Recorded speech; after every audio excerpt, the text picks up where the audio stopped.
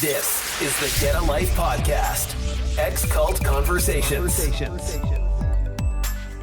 Hi everyone, I'm Cheryl, an ex-member of the Exclusive Brethren or the Plymouth Brethren Christian Church from Maple Creek, Saskatchewan, Canada. If you are new here and just watching this, we started Get a Life podcast over a year ago, and today's episode is a huge milestone for us. It is our 100th episode. And I wanted to just come on here before the UK team dive into today's podcast and give a massive shout out to those that have come on and bravely shared their stories. Without you, we would not be able to do what we are doing. I don't think anyone of us in our wildest dreams would have thought that this movement would have reached what it has reached. So many lives have been changed. History is being recorded.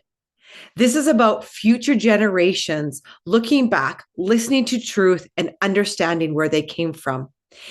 It's also about changing narratives that are meant to keep us separated and divided.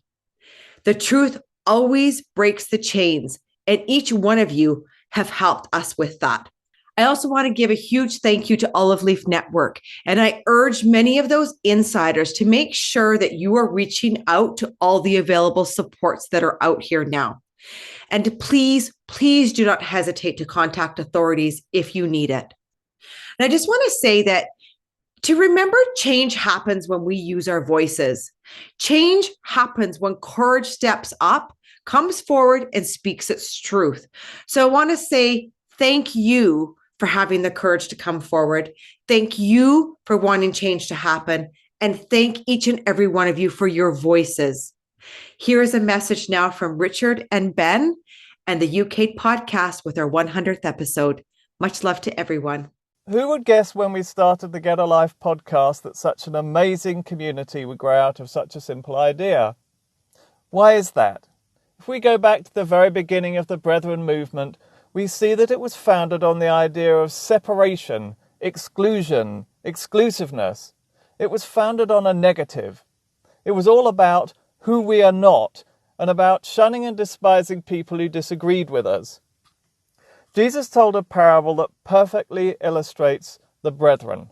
The Pharisee who stood by himself and prayed, "God, I thank thee that I am not as other men." We are the inevitable result of this wicked and unchristian idea.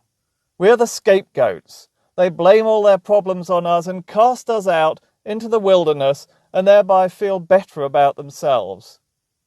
Having been raised in an isolationist cult, we are then faced with the huge problems of adjusting to a world that is as strange to us as a foreign country. What the Get a Life podcast has done is to tell us that we are not alone, we are not strangers, and that from our suffering we have developed superpowers of resilience, empathy, compassion and honesty that collectively are stronger and more durable than Bruce Hales' empire of lies. So to all our listeners and all our contributors, we want to tell you that you are welcome, loved and needed and included. Thank you. Firstly, I just want to say a huge congratulations to the Get a Life team. The awareness that you've raised with your podcast and the safe platform that you've given for all of us to come forward and share our stories has been monumental in exposing what is a very toxic environment, the Plymouth Brethren Christian Church cult. And in particular for my community, the LGBTQI+ community that do not have a voice in there, and also including the women that are in there that are voiceless, that live the suppressed Brethren lifestyle. I just want to say on behalf of the people you have helped out here, thank you. I know there are a lot of other non-community members that also have had so much help and insight, be that teachers, people that work for Brethren businesses, that are struggling, people that have had relationships with people within the church and don't understand why that they're not, why they've been left ghosted. Thank you on behalf of all of us. You do an amazing job at Get a Life, and also thank you for letting me come on board as a guest speaker and speak about my community, which is near and dear to my heart. I personally had been told by Bruce Hales that I there were more people in the Brethren that had overcome being gay than that had left. And since then, it's been really nice to see that turn around. Just last week, I had a message from somebody in the UK saying, thank you so much for your platform, the Get a Life platform, and sharing your story, because it saved me from marrying a woman and falling into the cult trap, realizing that there is a possibility to live a happy, safe, and successful, more importantly, peaceful life outside of the cult. So thank you so much. Congratulations on this milestone, and I look forward to many more. Good evening, everybody. Welcome to the Get a Life podcast, Sex Cult Conversations. I'm Jackie, and I'm here with my friends Gilly, Ross, Craig, and Abby. And this is a incredibly special podcast because this happens to be our 100th podcast. Couldn't really say much without giving a huge nod to those that started the Get a Life podcast. So just over a year ago, Cheryl, Richard, Lane and Carman got together and had a discussion and broadcast it on Get a Life podcast channel about the Brethren. And I don't think any of them had any idea how this would go and how it would escalate. But here we are, just over a year later, nearly 18 months later, and we're on our 100th podcast.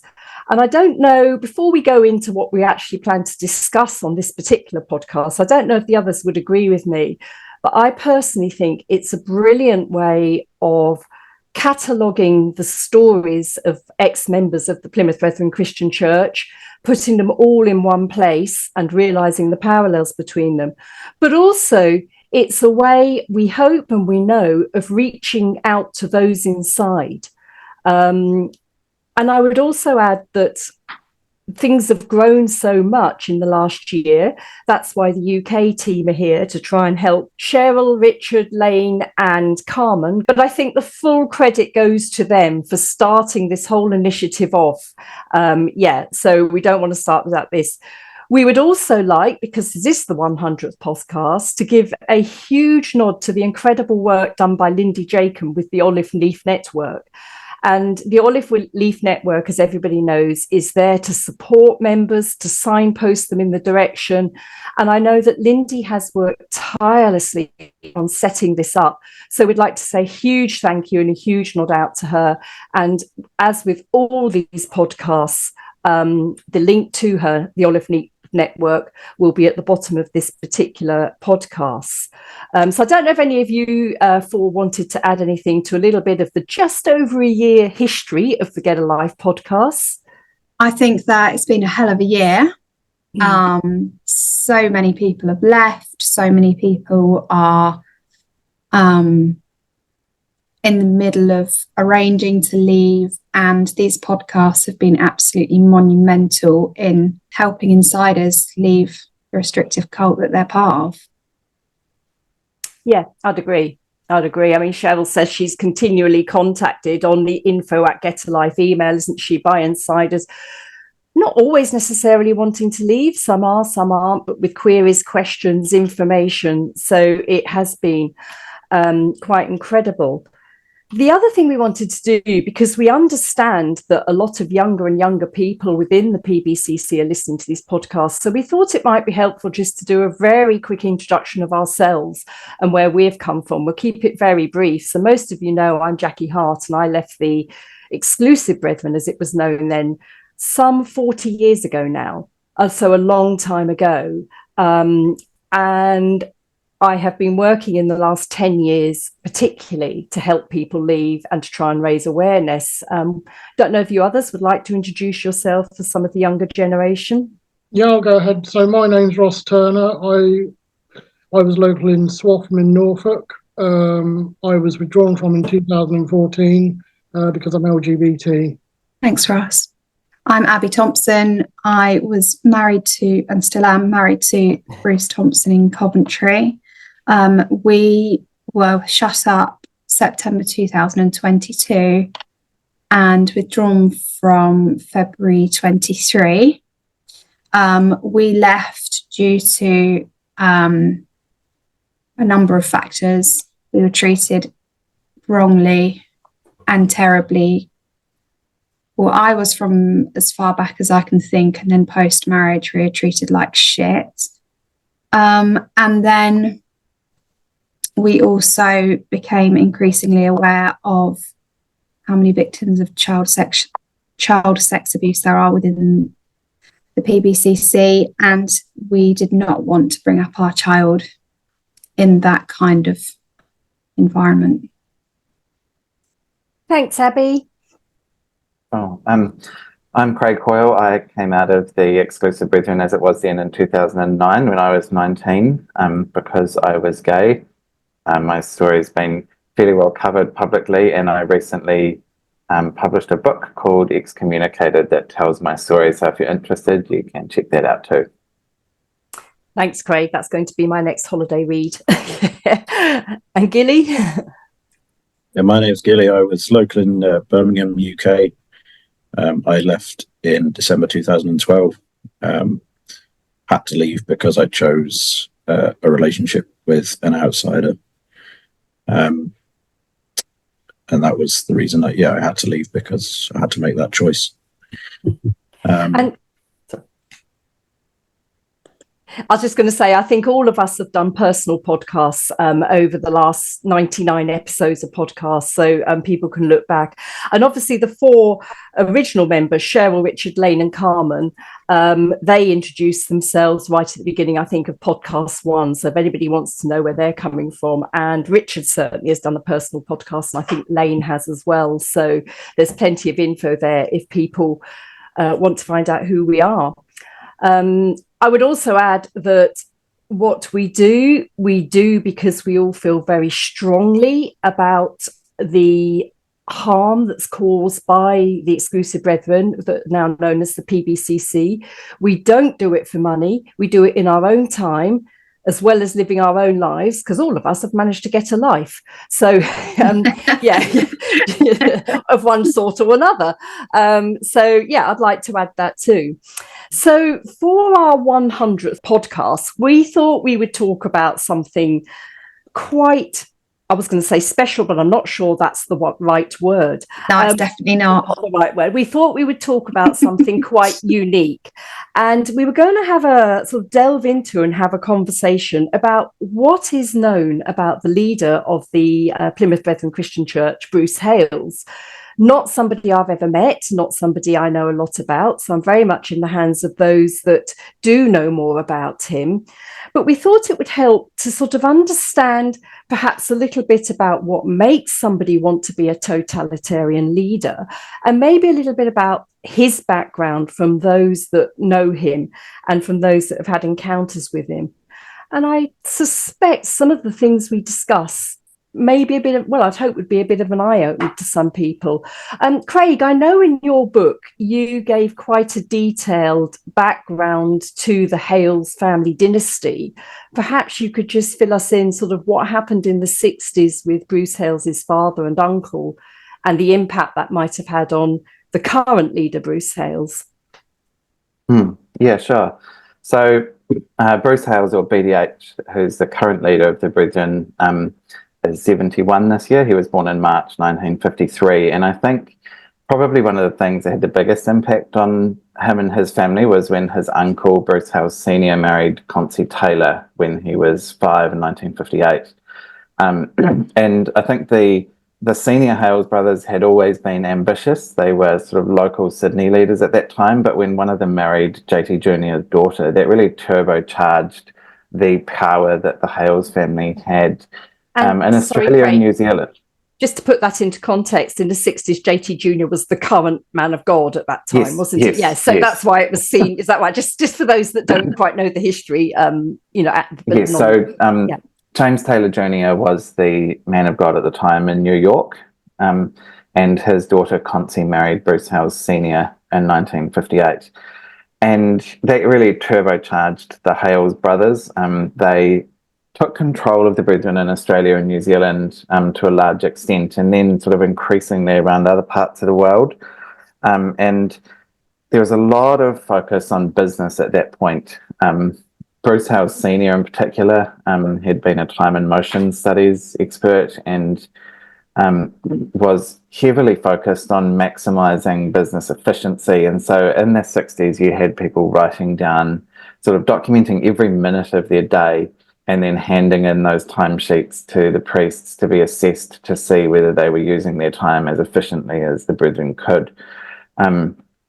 And that came, so you had Bruce Hales Sr. and John Hales travelling around, visiting brethren businesses, giving advice and telling people what they should do, what they shouldn't do, how to make money.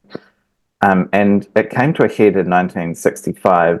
And JT Jr., who was a man of God at the time, perhaps hadn't been aware of the extent to which the Haleses were A, trying to control businesses, and B, trying to control the brethren. And JT Jr. was in hospital for an extended period of time in 1965. And while he was in hospital for alcohol-related illnesses, the Hales brothers did a lot of traveling, and essentially it was an attempted power grab, trying to cement themselves as leaders of the brethren in JT Jr.'s absence. JT Jr. came out of hospital in 1965, realised what had happened, and promptly had the Hales brothers withdrawn from. And I think you can't really, and alongside business control, as that insider is saying, it was also full-time control, including hours of reading ministry. And I think when it comes to understanding who BDH is now, it's really important to know these things that happened when he was younger. So he would have been 12, 13 when his father and uncle were withdrawn from, and sort of building up to that point, the Haleses had been ascendant in Sydney. They were the people. They were treated like royalty in the Sydney meeting, and at that point there were 2,000 people local in Sydney gathering at the Ashfield Hall. And so you can imagine what it was like for these Hales kids being brethren royalty. People feared their fathers, people respected, sort of bowed down to everything they said. And so you had these Hales kids that were at the absolute top of the pecking order, and then John and Bruce Hales Sr. were withdrawn from. And so for BDH to have that experience as a young teenager, to go from the top of the pecking order right to the bottom all of a sudden, a huge blow, I think, to his, but not only to his, but also to the wider Hales family's ego, sort of a crushing defeat, and to have been smacked down by JT Jr. himself. And John Hales, Bruce Hales Sr., ate a lot of humble pie in 1965. John Hales was back in 1966. But it was a sort of always a fraught relationship from that point between the Hales family and the Sydney Assembly. And so John Hales was withdrawn from again in 1976, and he was out of fellowship for 2 years at that point. Then he was withdrawn from again in 1979 and didn't come back until the beginning of 1983. And so there was always this tension about how much control the Hales family had in Sydney and how they tried to exercise that. And there's a lot of talk now by BDH about how John Hales was mistreated and how he was put out of fellowship wrongly. And I think the reality of it is, when you take a step back and look at it, like on 3 separate occasions, the Sydney Assembly was uncomfortable with how John Hales was acting and took action under the instruction of whoever the current man of God was at the time. So we had JT Jr. in 1965, and then Symington in 76 and 79. And the line from BDH now is that JT Jr. and Symington were misrepresented the facts about what was happening with John Hales, and there is a revision about what happened with the Hales family through the 60s and 70s. But it had a huge impact on BDH through that time. He'd married in 1974, and so he was in the beginning of his married life when his father was withdrawn from the second time. And I think one of the things that's most telling is that now BDH talks about how badly his father was treated, but through the 70s, when his father was being withdrawn from, he was making a big show of telling Symington that he fully supported the Assembly acting against his father. So I think the it's clear that BDH has always known which way the wind blows when it comes to figuring out where the power is. And Symington brought John Hales back in 1983. And from there, it was really a remarkable rehabilitation. So John Hales was back in 83, and then by 85, he was back attending the universal meetings. And then through 86, 87, he was taking the universal meetings. Yeah. And it's quite astonishing when you think about it for the brethren to have been out of fellowship 3 times, including for more than 3 years, and then to suddenly be back taking the universal meetings because Symington's too sick. And I think part of the success of John Hales at that point was because when he came back in, he was very, very firmly enforcing the rules for Symington. And so we saw Ron Fawkes withdrawn from in Perth, and they talk now about, dispensing with rival leadership. And John Hales, as we know, became the man of God when Symington died in 87. And beginning from that point, there was an attempt to sort of revise what had happened in relation to John Hales being thrown out. And the Sydney Sydney meeting held an assembly meeting to reverse all of the decisions that had seen John Hales withdrawn from. And I think we were often given the example of David and Solomon when it came to John Hales and Bruce Hales. David was the one who started the kingdom, and Solomon was the one who built the temple and took it to new great heights. And the parallel there is that, or so the version went, that John Hales knew he had been mistreated, but John Hales himself couldn't be jumping up and down about having been mistreated. And so it took BDH becoming the man of God for the John Hales revision story to really kick off. And that began in 2002 when John Hales died. And leading up to that point, BDH had been increasingly deputising for his father, who was dying of cancer, getting involved with assembly decisions and sort of screening everything that was coming to John Hales. So he was intimately aware of what was happening within the brethren at that point, and increasingly making calls on behalf of his father. And so when John Hales died, although there was speculation that the leadership could go to New Zealand or to the US, so it was pretty clear that Bruce Hales was stepping into his father's shoes, whether anyone liked it or not.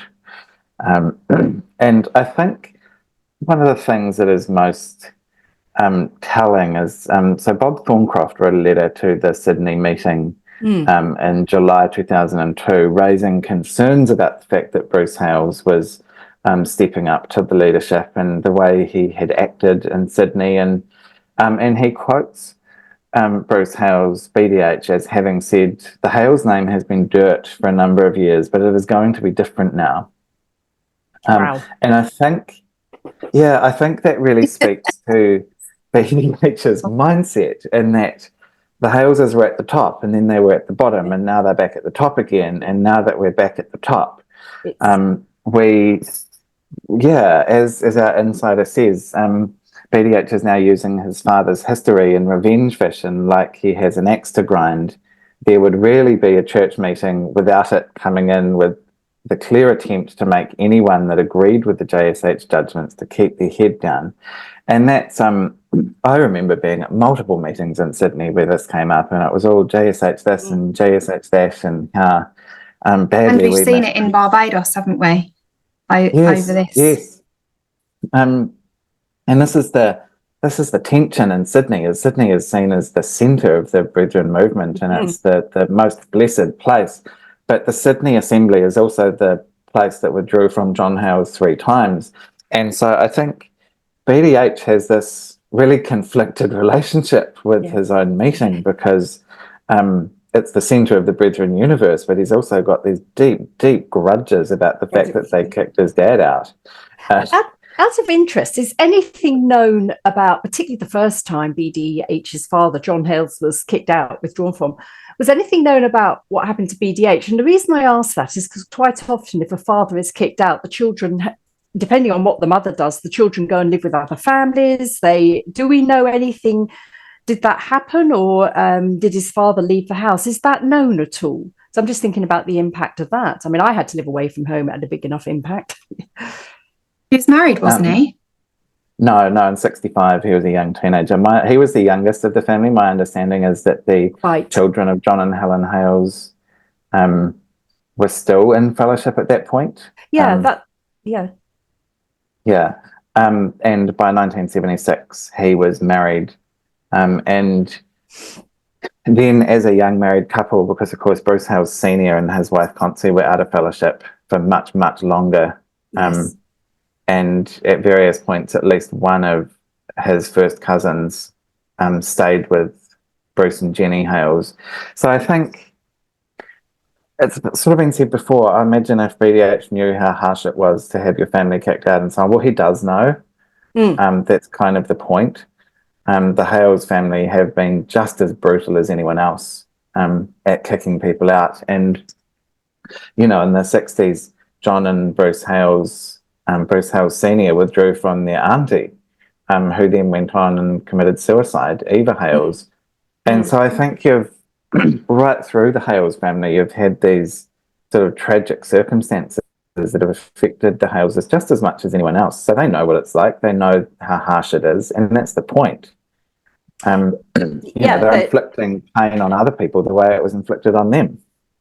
And it's interesting, isn't it? Because if people have had pain inflicted on them, there tends to be, they continue the cycle or they break the cycle. And I think we know what's happening here. It seems to be. So when Bruce Hales came into power, I mean, all of you will remember that except me, I think. Yeah, because I left so long ago. Did things change significantly? It was what, 2002 that 2002. Yeah, did things change significantly at that point, or? Massively. So Bruce Hales announced when he came to power that there was a day of grace. We often heard about the dispensation of grace. The idea being that we were no longer going to threaten people, we're no longer going to punish people for breaking the rules, that sticking to the rules should be motivated by sort of love and loyalty rather than fear of punishment. That was a spectacular failure. Because once people realised that they could break the rules and not be punished for it immediately, people broke the rules. And that also coincided with what I was outside at that point, and what we call the glasnost period, where the review, when we all got contacted by family we hadn't, that's what we called it as outsiders.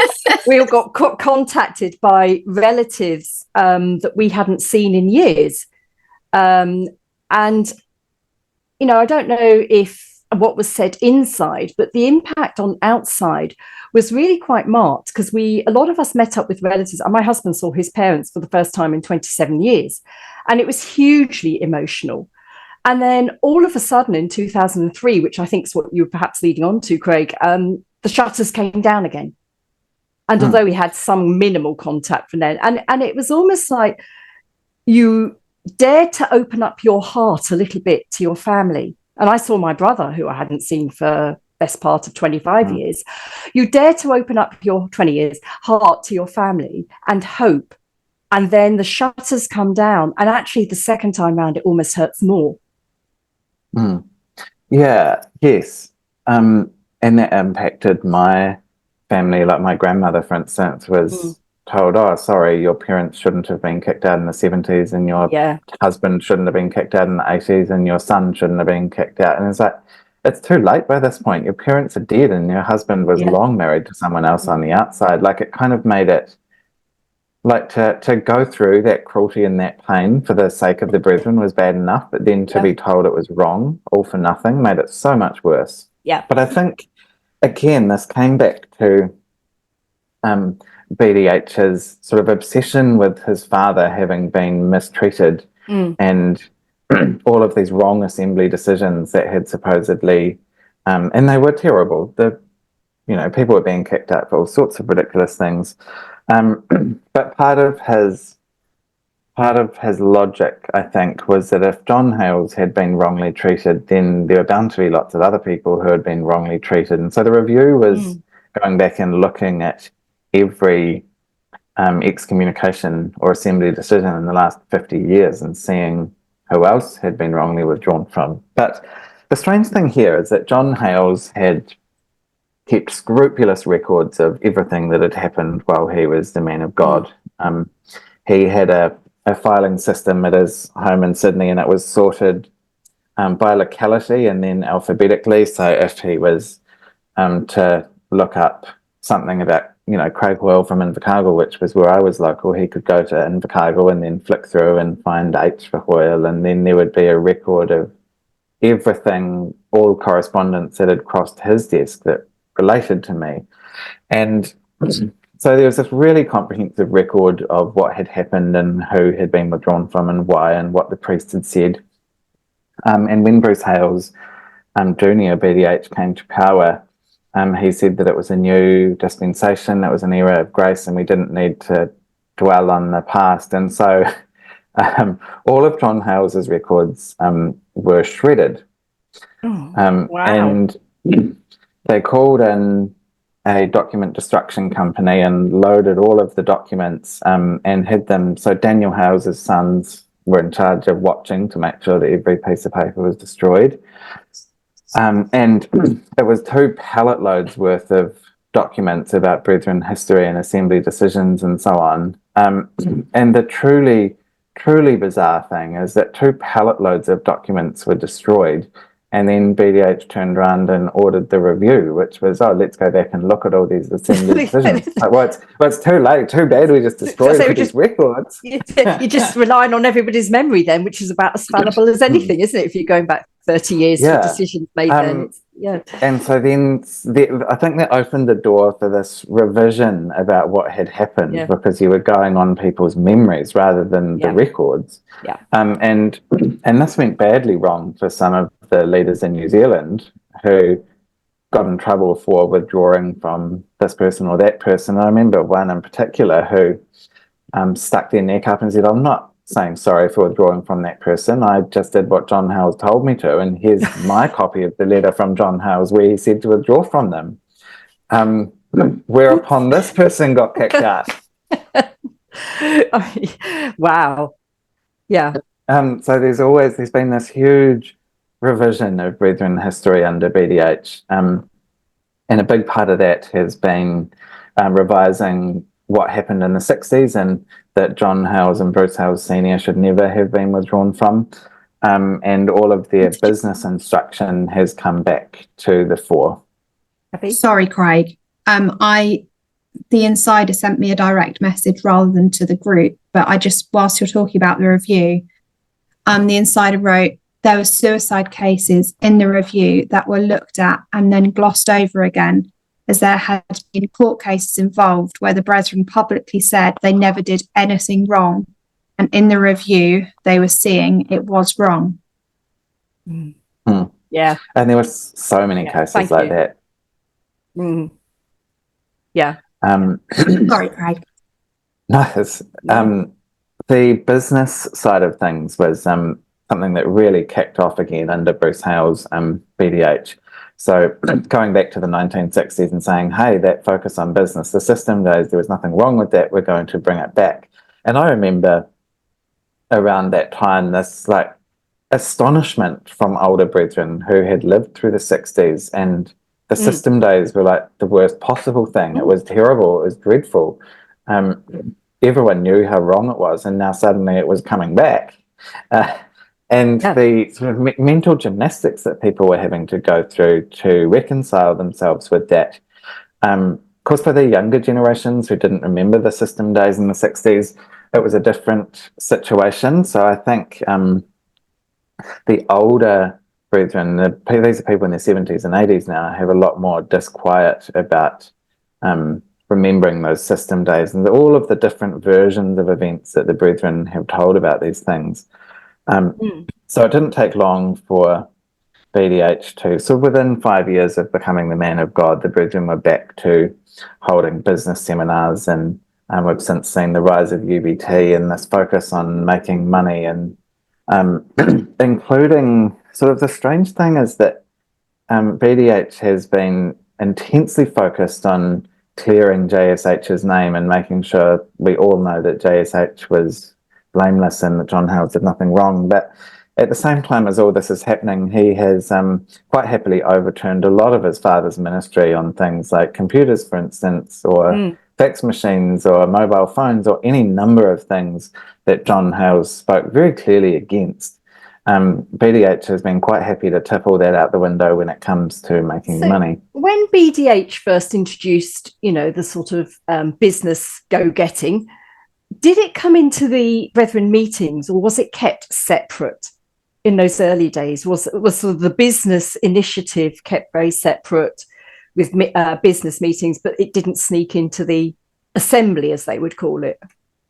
Yeah, because what was commerce in the assembly? Was that JSH or BDH? That was 60s. That was the 60s. That was the system. Yeah, so it's what Bruce Hales Senior and John Hales, and that actually, I mean, what they used to do, they used to encourage young people in the meetings in the 60s to sell products, and they would actually bring small products along, like Betterware was one that springs to mind, and they would sell them to the brethren after the meeting for a profit. So this would happen afterwards, and that was what was commerce in the assembly that they said was wrong, had to stop. But it was basically very elementary: buy something and sell it for a profit. They were just using the brethren as their customers.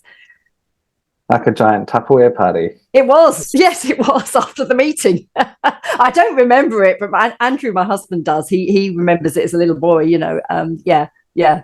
So that's what commerce in the assembly. They literally were selling products after the meeting to brethren. Okay, so it's not actual ministry that was being. They weren't talking about business. They were definitely doing that as well. Like you go through JSH's ministry from the 60s, and it's full of talk about business. And let's see if I can. More so than now, or less so? Probably about similar, but there's references all the way through the 60s of John Hales in the meeting giving people advice for their businesses and talking about how he would go into brethren's businesses. And one of the things he said in 1964, I think it was in Adelaide, he said he would go to brethren's businesses when they weren't there and have a snoop around their offices to see if there was anything they weren't saying. And if he found a locked cupboard in their office, he'd go looking for the key for the cupboard, because nobody had a right to be locking cupboards in their workplaces. Wow. This was like quite full on. That's incredible. That's incredible. Yeah. I mean, it just shouldn't happen, should it? Anyway. I'd like to do that in Bruce Hales' business. But certainly when I was at school, so high school, sort of around 2004, 2005, by that point in our Bible studies lessons, about, because you had to study all the elect vessels, the men of God, and the Bible studies lessons about Bruce Hales were a complete mix of his moral life and his business life. So you couldn't really pull the two apart. Yeah. And I wanted to pick up on something you said. Now, again, John Hales, I understand, was very anti-computers, anti-technology, anti-mobile phones and everything else. And I wanted to sort of touch on how that has changed. In fairness, we should add that the world has changed on that score in the last 20 years. So it's not, but my memory from what I knew of the brethren after I left, but in the 90s and early 2000s, so they were very anti-technology. I remember a school teacher in a normal school where I lived at the time telling me she had brethren children in her class. This would be late 90s.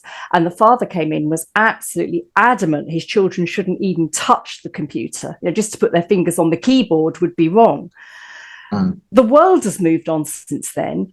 But if the brethren have also moved on. And how did that change? I think the computer situation came down to the practicalities of business and the need to make money. Like, it would, it'd be very, very, very difficult to run a business now without a computer.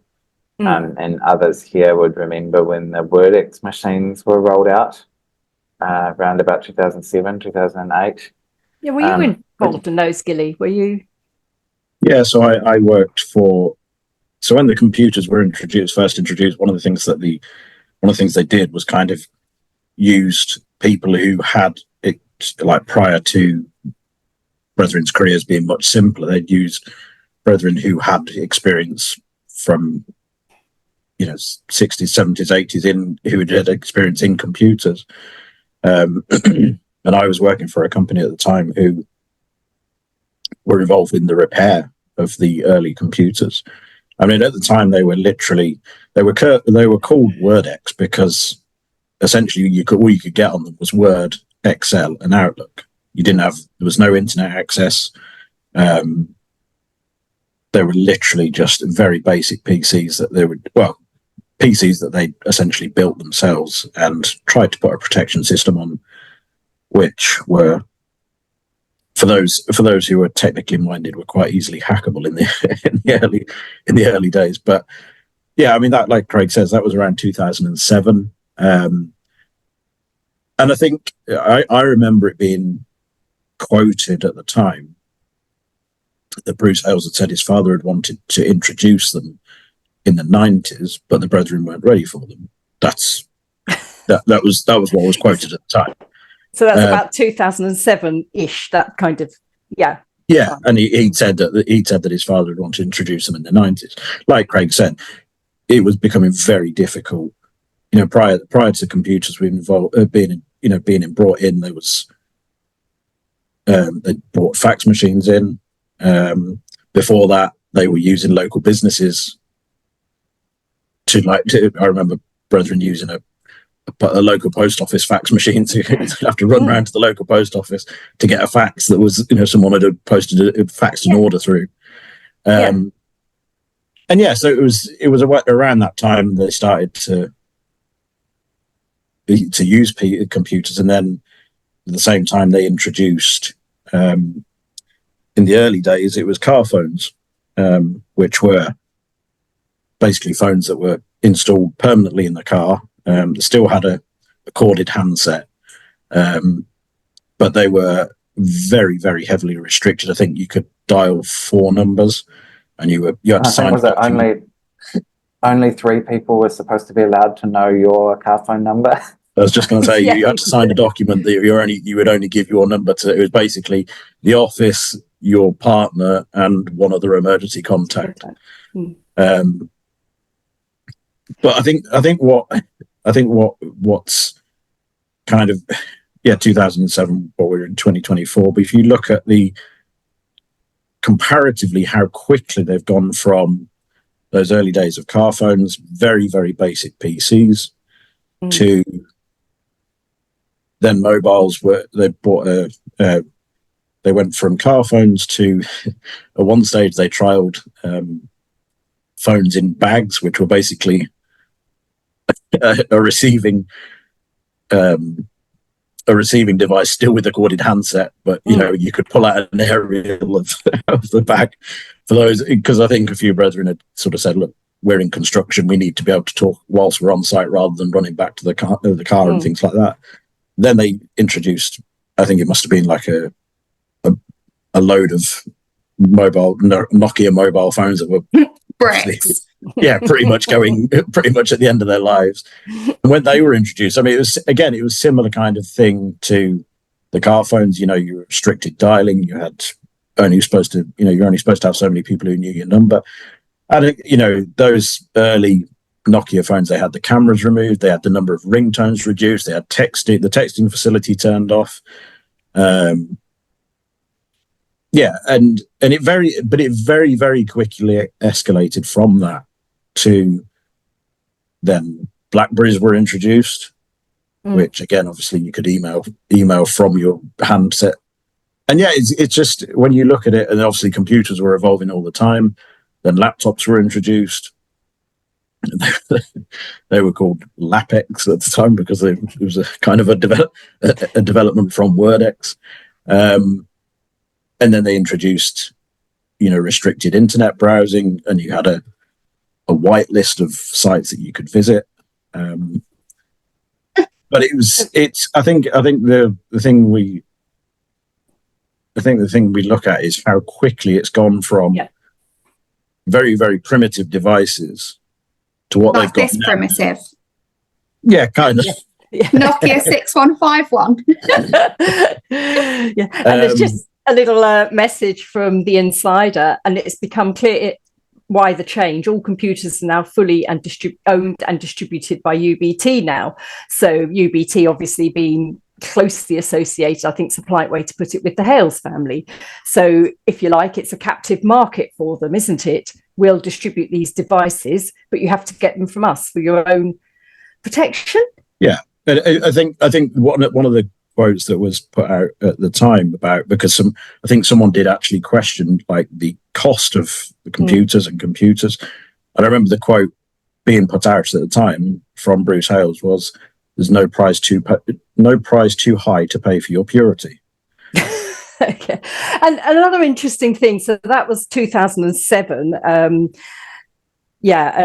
just a little note from the insider, anyone who works at UBT is told that BDH is the overall manager. So whatever the hierarchy, the belief is UBT equals BDH inside, I would imagine then. And you finish the rest of that message. Yeah, also, the insider says that thanks. Everything's fed through the Streamline 3 network, where every search, every data transfer is able to be reviewed. It's like Big Brother in North Korea is watching you. This is the ultimate control that was clearly wanted. Yeah. And can I just say, it comes at a hell of a cost. Like, I've never had a UBT phone, so no, that's a lie. I was brought a UBT phone when I was a teenager, and I got into a lot of shit with it because I got about a $3,000 phone bill. But were you texting all over the world, Abby? Yeah, and calling and constantly. I've just come back from Sydney. What do you expect? Yeah, exactly. But if you compare the prices in there to, I've got unlimited data, unlimited text, unlimited calls. I pay like £23 a month. Yeah, and I pay at least 100. Yeah, and that's the point I would very much like to make to any insider who is watching. If you are finding things difficult financially, you can cut your phone bill overnight, probably. It's not a lot, but every little helps, as they say. And interestingly, we've got a quote from 2003. So, Gilly, you were talking about these first bits of technology coming in 2007-ish.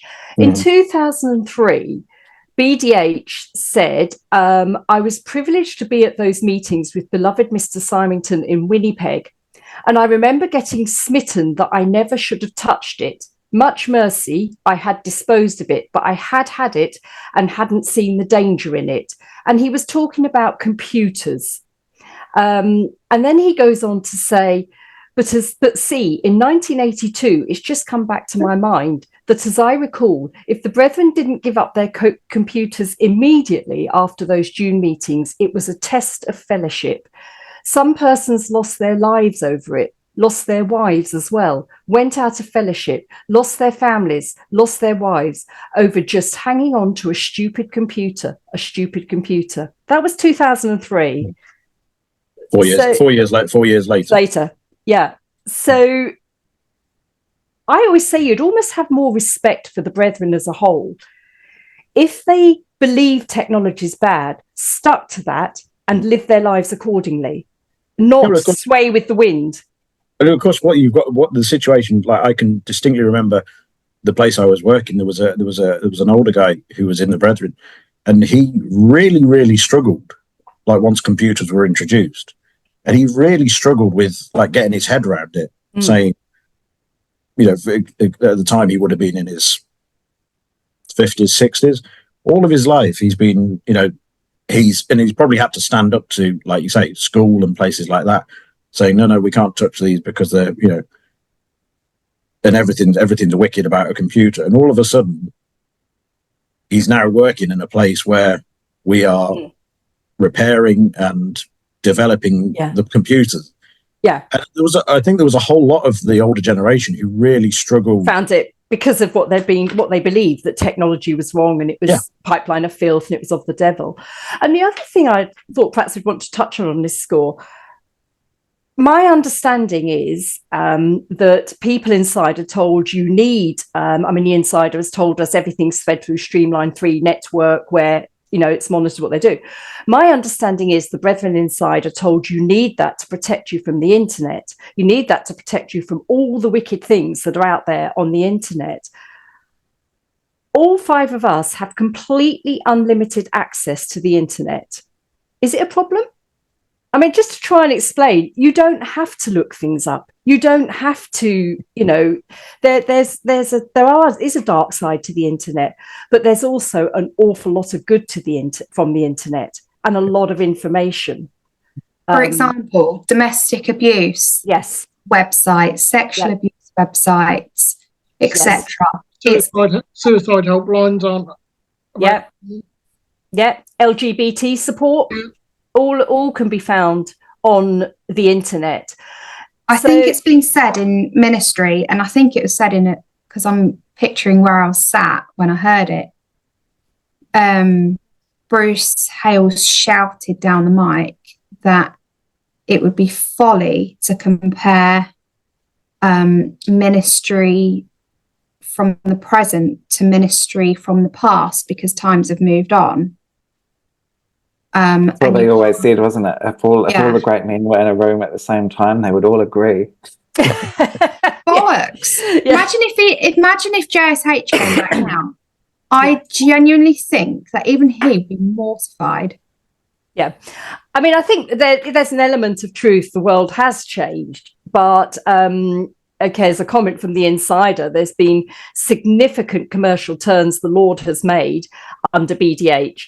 Business premises can be co-joined. That's interesting. For example, UBT has 3 floors in a multi-tenanted building. Previously, all buildings were entirely separate. Well, I remember this from my day, and you absolutely could not share a tenancy with another business. It would be seen as an unclean yoke. So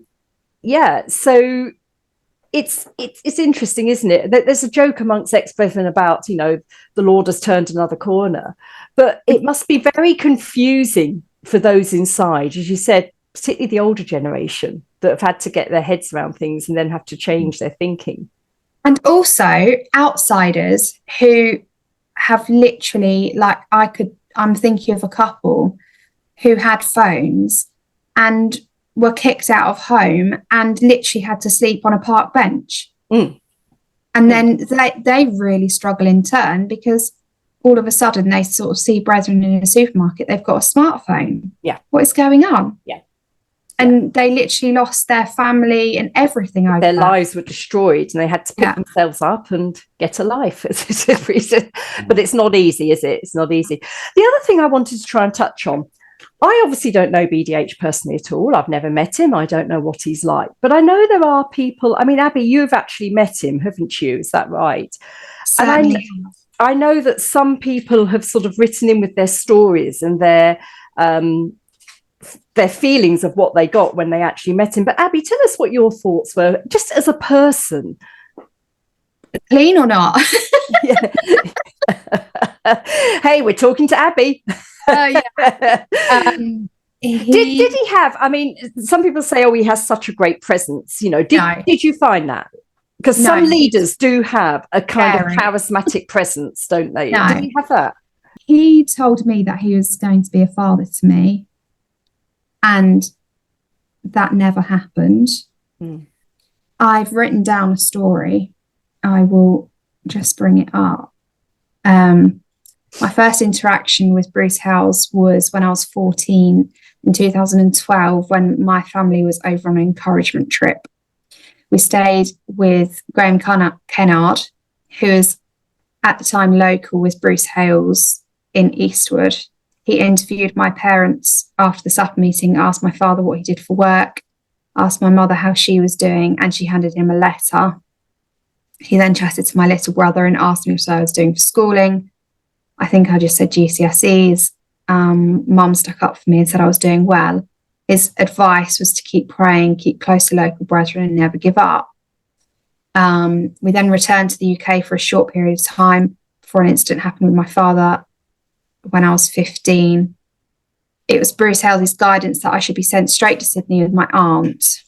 I moved around several households in Sydney, and as I settled in, he started to acknowledge me slightly, such as with a nod hello.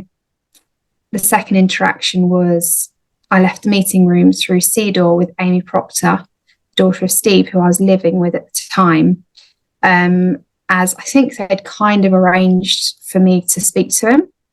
I walked through, so you go out a Cedar and then there's like a automatic sliding door. And between Cedar and the sliding door, there's like these red ropes with gold hooks on the end, like very ornate, like royalty almost. But anyway, I went through this sliding door, and he ignored me at first, and then I think one of his sons went to get him, and he strode over and was like this far from my face, and he said to me, "What do you want?" And I said, and I was just like, like words wouldn't come out because that's not what I expected. I was like hoping for like a hug or "Are you okay?" Because he knew my backstory to why I was there. No, it was "What do you want?" And so the words that came out were, "I'd really like my cousins to come over here." I couldn't have actually thought of anything worse than my cousins coming over. But anyway, that's what came out. And his face kind of hardened and he looked at me dead in the eye. And he said to me, "You don't need to wear skirts that short, do you?" And I was like, okay. And I think I shook my head. How short are we talking? I'm going to say a couple of inches above the knee. Oh, no. What I want to say at this point is I had been through the worst sexual abuse, and I was sexualized as a teenager. I thought that my only worth was what I looked like. So he should have been able to see that if he was this, man of God. Why is this girl dressing like this? What's been going on in her background? And, but no.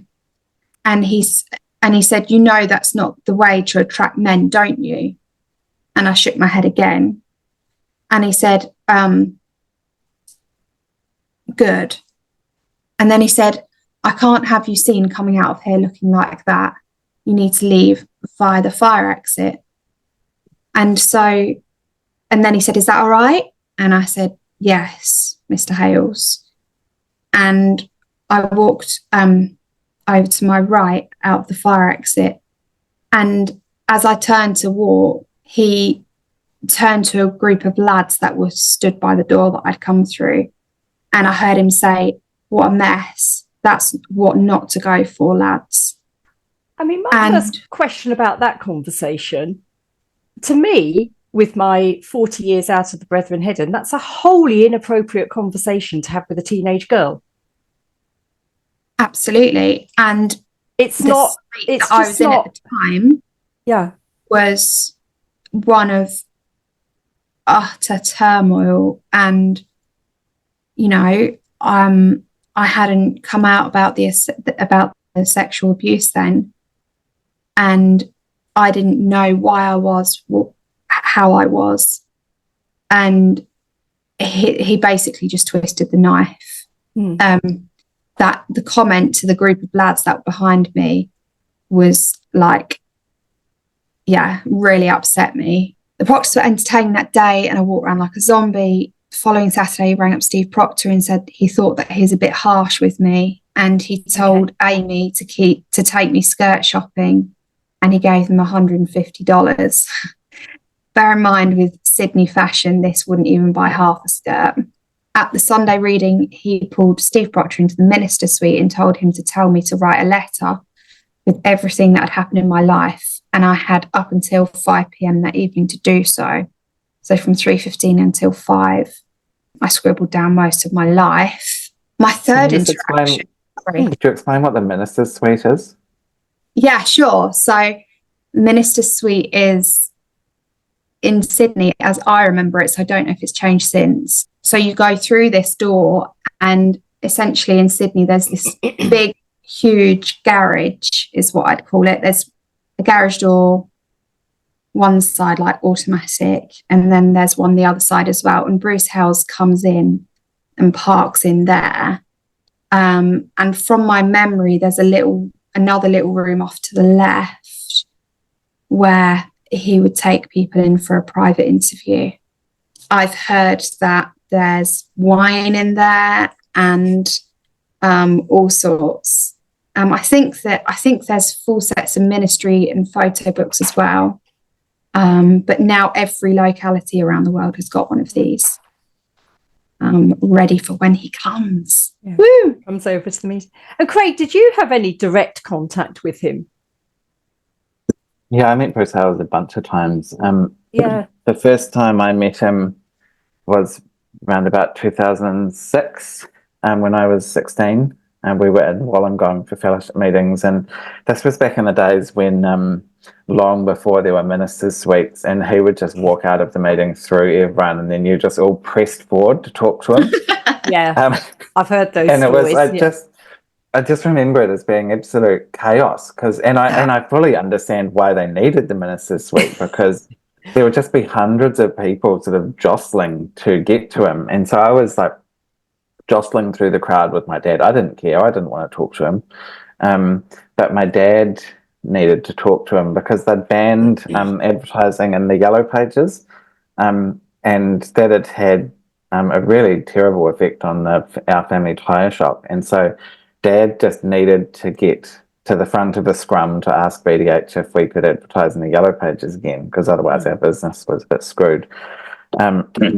So we got to the front of the scrum finally, and he was just about to get in the car outside the hall in Wollongong, and Dad talked about the yellow pages, and he said that we could advertise in the yellow pages, so that was a big relief. But then, so I had already started asking questions about Aberdeen at this point, because I had gone down to the local internet cafe and Googled the exclusive brethren. Oh, wow. And one of the first things that came up was all the talk about Aberdeen and pictures of JT Jr. with his hand around, like his hand on Madeleine Kerr's breast. And I had started asking Dad about it, like, what's going on with Aberdeen? Like, this doesn't seem right. And so we're standing there talking to BDH. By this point, he's sitting in the passenger side of the car outside the hall, and just out of the blue, Dad hadn't told me he was going to say this, but just out of the blue, he's like, "Oh, Mr. Bruce, could you say something to set Craig's mind at rest about everything?" Wow. I was 16. Wow. I was just about, the floor could have opened up and swallowed me. And BDH, he was very, almost like he didn't even think it was worth talking about. And he's like, well, what it comes down to is the absolute folly of ever doubting the man of God in the first place. And he's like, well, you would say that. Okay. But my main interactions with BDH happened around, so starting from December 2007, he came to Invercargill, and by this point I had come out to the local priest as gay, and they arranged a meeting with BDH in December 2007. And at that point I genuinely thought that he would be able to wave his hands and make me not gay. No, but see, as a teenager, we were taught that he had absolutely. that power, he's got a direct line to God, and so if he goes, you'll make you straight. Yeah.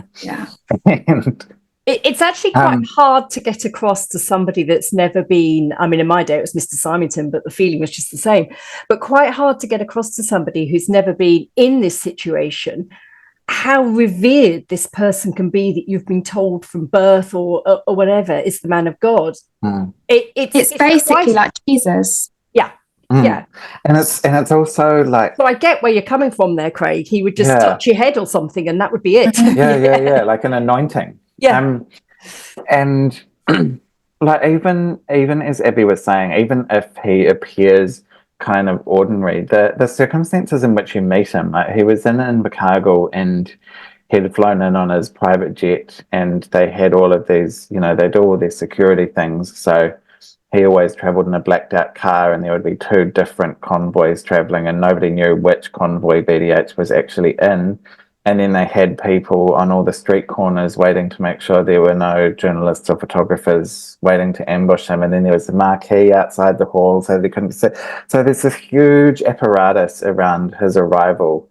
And it's like you're waiting for, the president or royalty to come sweeping in. Actually, it's more over the top than what you have for the royalty. But so there's this huge sort of atmosphere around his arrival, and even if you don't personally believe in it, it's really easy to sort of get swept up in this whole structure, this whole performance. And so when you meet him, kind of you're amped up, even if you don't believe it. And so I met him after the meeting. After the fellowship meeting in Invercargill, and I believed that he would be able to wave his hand, and he didn't. And instead, he told me that there was no future in being gay, and that I should never accept myself for who I was. And it was like quite a bleak conversation, because there was no help. He's like, basically, you just need to fight who you are for the rest of your life. And then he recommended that I talk to Roger Kirkpatrick. Dr. Kirkpatrick, who of course was his cousin and also a medical doctor that was used by the Brethren. And long story short, there wasn't time to talk to Roger Kirkpatrick in Invercargill because they were about to leave for the next fellowship meeting in Oamaru. And so I ended up being sent from Invercargill up to Oamaru, missed BDH, and Kirkpatrick and Oamaru got sent to Timaru, which was the next fellowship meeting. So I was just sort of hopping my way up New Zealand, South Island, following BDH. And crossed paths with them again in Timaru. And it was the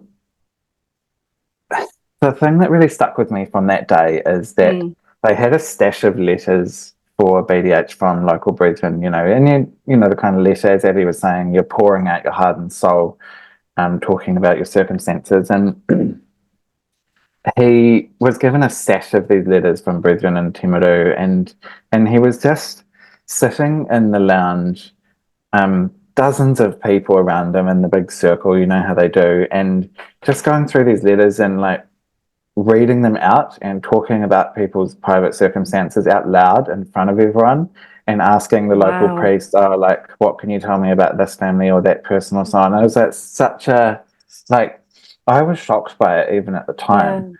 And I thought, that I know some of these people. Well, I knew all of them, but some of them knew quite well. And I was like, how would they feel knowing that their sort of their innermost thoughts in these letters were just being discussed out loud?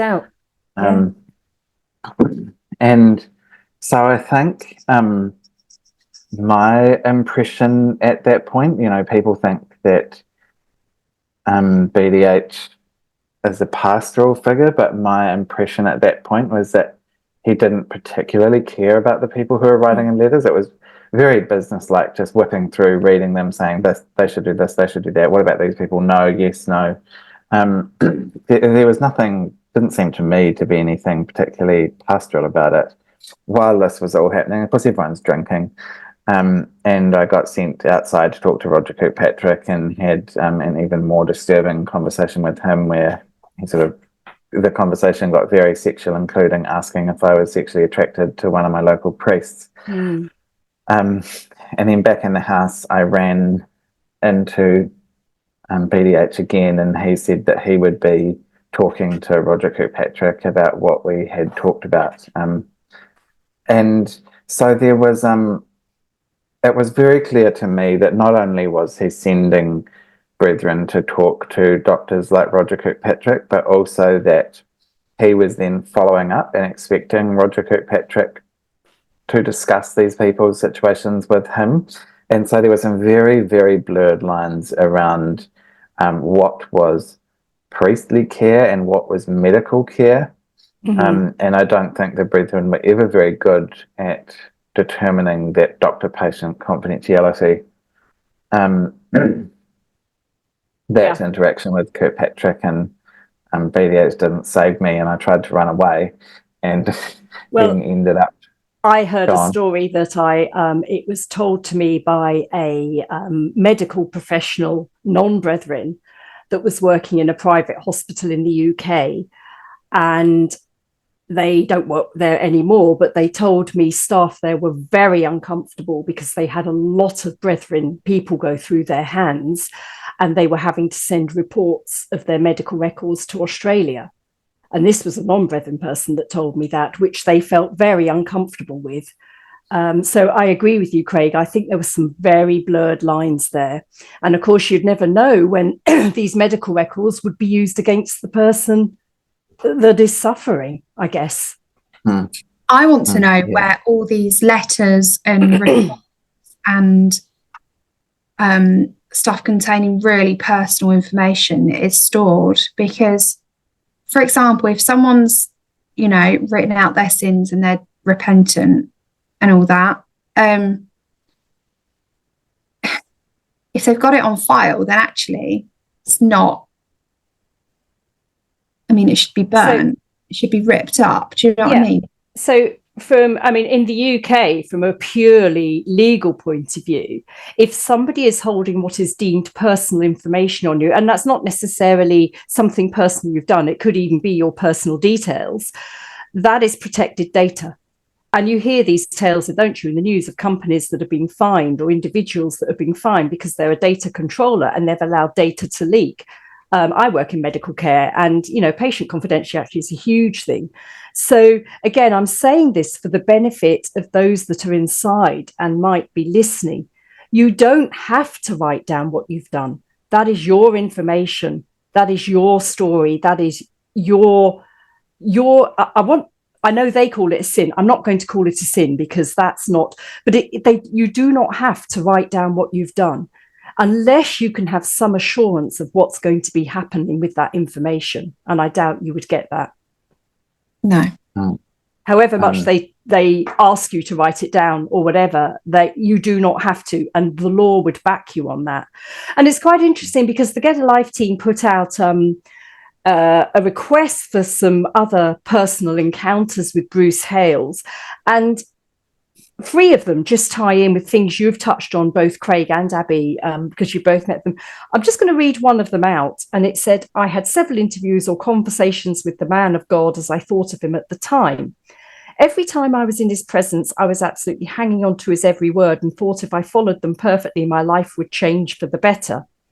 I spoke to him a total of 5 times, and I can say now with clarity, he did not give any special advice or really do anything to change my life for the better.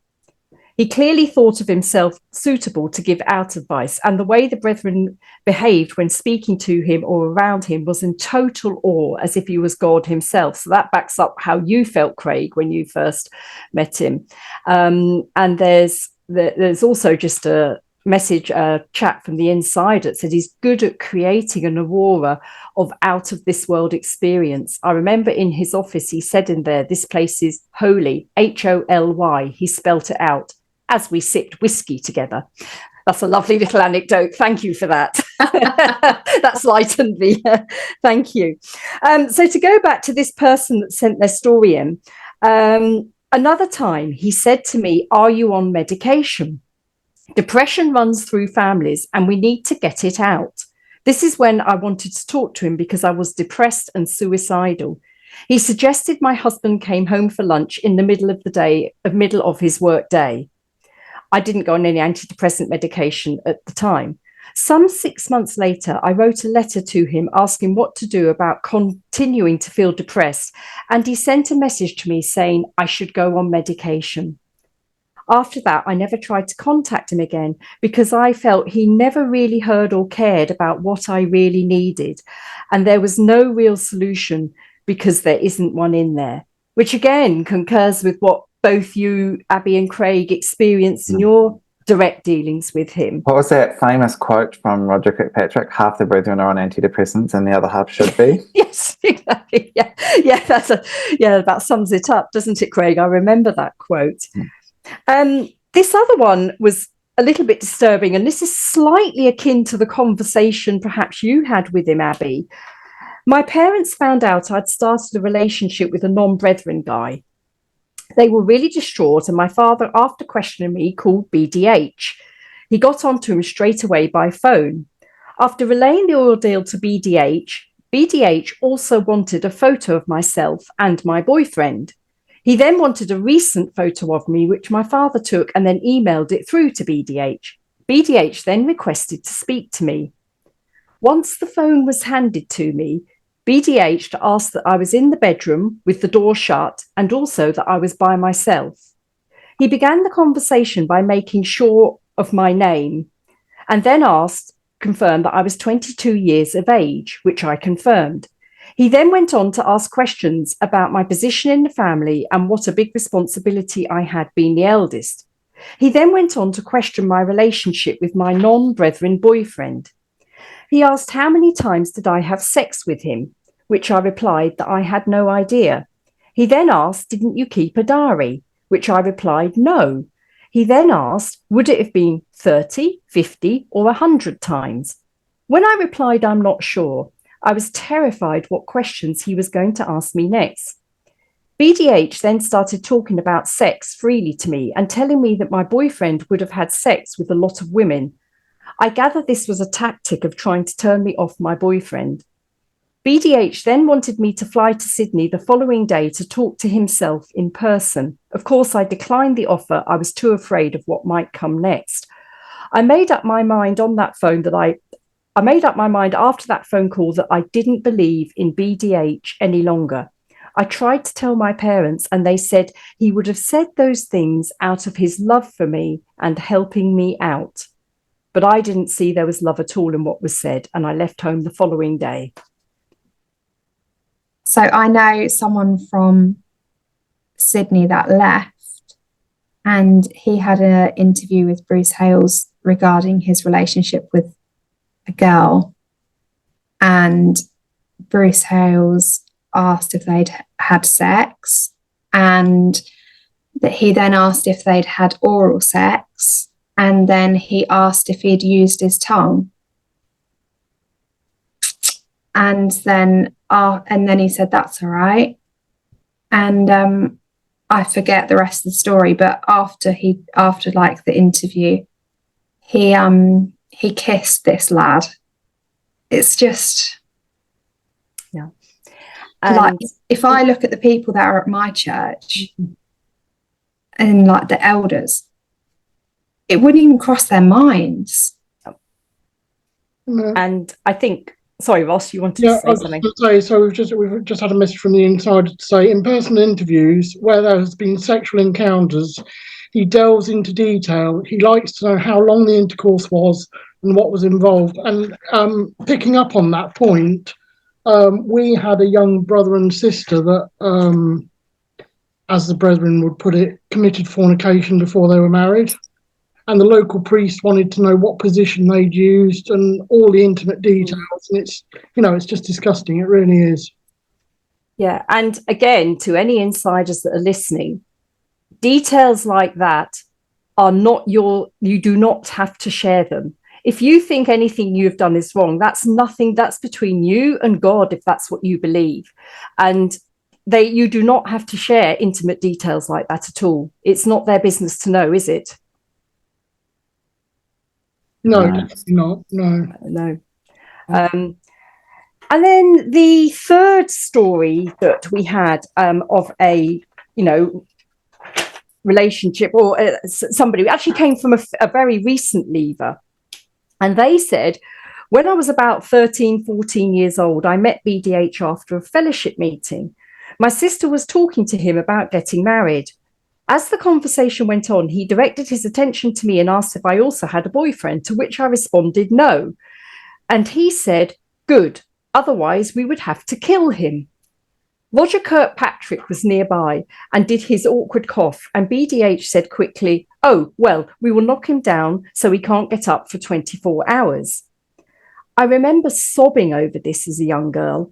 Everyone around me was telling me how amazing it was I got such direction, but I just remember being so sad. Looking back, I'm confounded that a man would ask a young girl about her love life, and then follow to talk about being violent. Years later, when I was in my early 20s, myself and my parents were invited to his house for a Sunday lunch. At the end of the meal, as we were leaving, I said thank you to him and handed him an envelope with $500. He responded to my thanks with, it was very nice to have your parents and see them again. That's it, nothing else. I remember feeling horrible after it for such a long time. Why was it not good to have me? The tone of his voice and how he was so dismissive was something that has never left me. There is something about that man that I always felt like he despised me. He was a really hateful person that people just seem to fear unnecessarily. And I would add there that we are quoting somebody's hearsay opinion. Is that fair, Craig? This was written by somebody, and this is their opinion of the impression they had of their encounters with BDH. And the one bit I wanted to pick up there, which is something else I understand happens quite a lot. This person said, I said thank you to him and handed him an envelope with $500. Is this normal? To hand? So what happens until there? Time. He puts it in a suitcase, and for the rest of it, well, this is when he's abroad. For the rest of his trip, he tries to get rid of it because otherwise he can get in trouble on the way back in.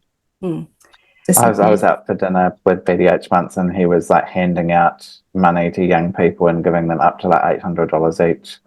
In cash? And of course, everyone in cash. Wow. But then people say, oh, look at how generous BDH is. So no, he's just like passing off the money that someone else gave him. It's not like it cost him anything. So, I mean, I'm going back 40 years, but we used to have collections in the supper, and the collections were always cash, and it was divvied up and then, given out to various ministering brothers, including the man of God at the time. At the care meeting. Yeah. Presumably, this is seen as cash donations and therefore not declared for tax purposes, I would guess. Would that be a fair comment to make? It would, and it's not small amounts of money either, because we've got some figures that. So from the care meetings, if you take that, there's 282 meetings, stroke localities worldwide. They contribute about $1 million Australian dollars annually between them. BDH. So one of the things that was, sorry, Ross. No, so it's not just small cash. It's big amounts of money. I mean, I should point out here in the UK, you can accept donations up to a certain value per year, and I think it's £3,000 or £5,000 before you have to declare it for tax. And I'm assuming we're talking bigger sums than that. I don't know what the rules are in Australia, but I'm assuming we're talking considerably bigger sums than that. Well, I look back at Coventry care meetings, and we were giving. This is when we were in, which would have been like nearly 18 months ago, and we were giving Bruce Hales between 1,500 and £2,000 each month. So did the amount change each month? It depends on if he's taken fellowship meetings or not. Yeah, because I remember from memory, one of the things was to make sure that the amount that got given to him was changed up. Because if it was the same amount of money going every month, then it could be argued that it was income. Yeah. Whereas if it's varied, it's a gift, is it? So therefore, yeah. I mean, I suppose what we don't know is how the money, I mean, if it's cash can come and go, can't it? But we don't know. But what we do know is Bruce Hales gets what is probably factual to say is he gets a lot of money in donations directly to him personally, not through a business, I would guess, but directly to him personally.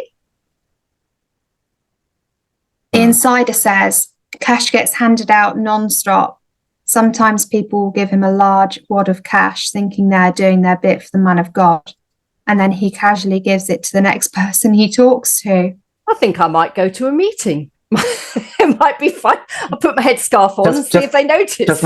Just make sure you're the one getting the money, not the one giving it. Yes, exactly. I could give some fake notes and then take back the real. But anyway, yeah, that's quite incredible. That's quite incredible, isn't it? It does seem to be a very cavalier attitude about that.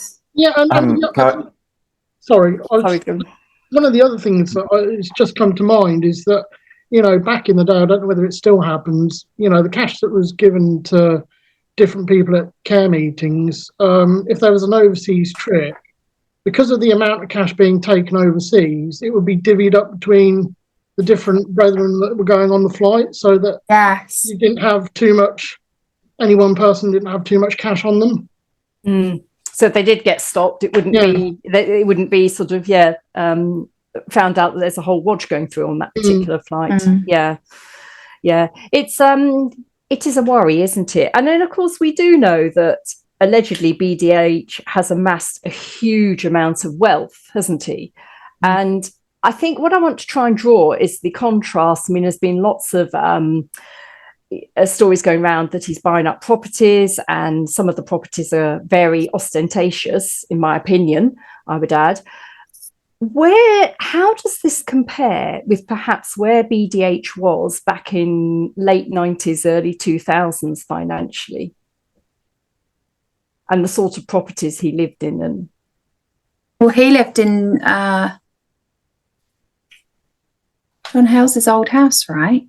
I'm just trying to think of when I was in Sydney, they took me around John Hales' houses. So there's one with a school in the backyard, and then there was one that was in Eastwood, which Charles Hales was living in when I was in Sydney,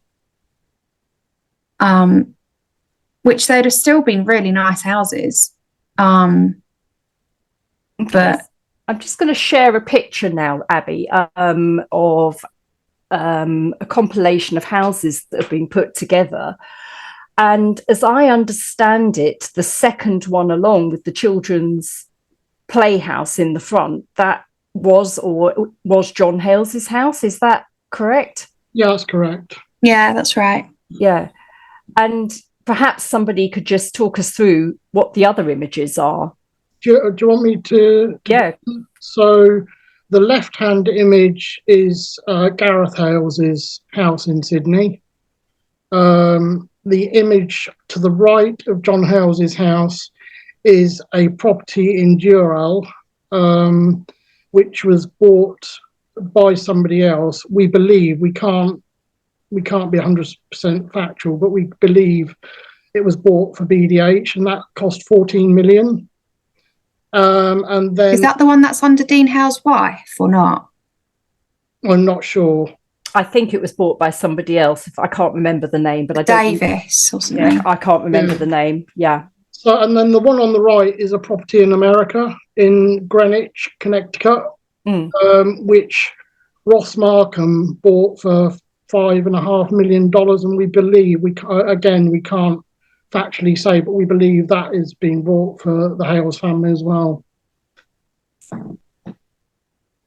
Yeah, and they are quite nice looking places. And I want to put that into context with a quote from Bruce Hales. I'm not actually sure of the year of this quote, where he's talking about housing, because of course we know, I think it was John Hales, was it, that brought in the edict that you must live in a non-adjoined house. So basically all the brethren had to sell up and buy detached houses, didn't they? Sort of late 90s, mid 90s, something like that.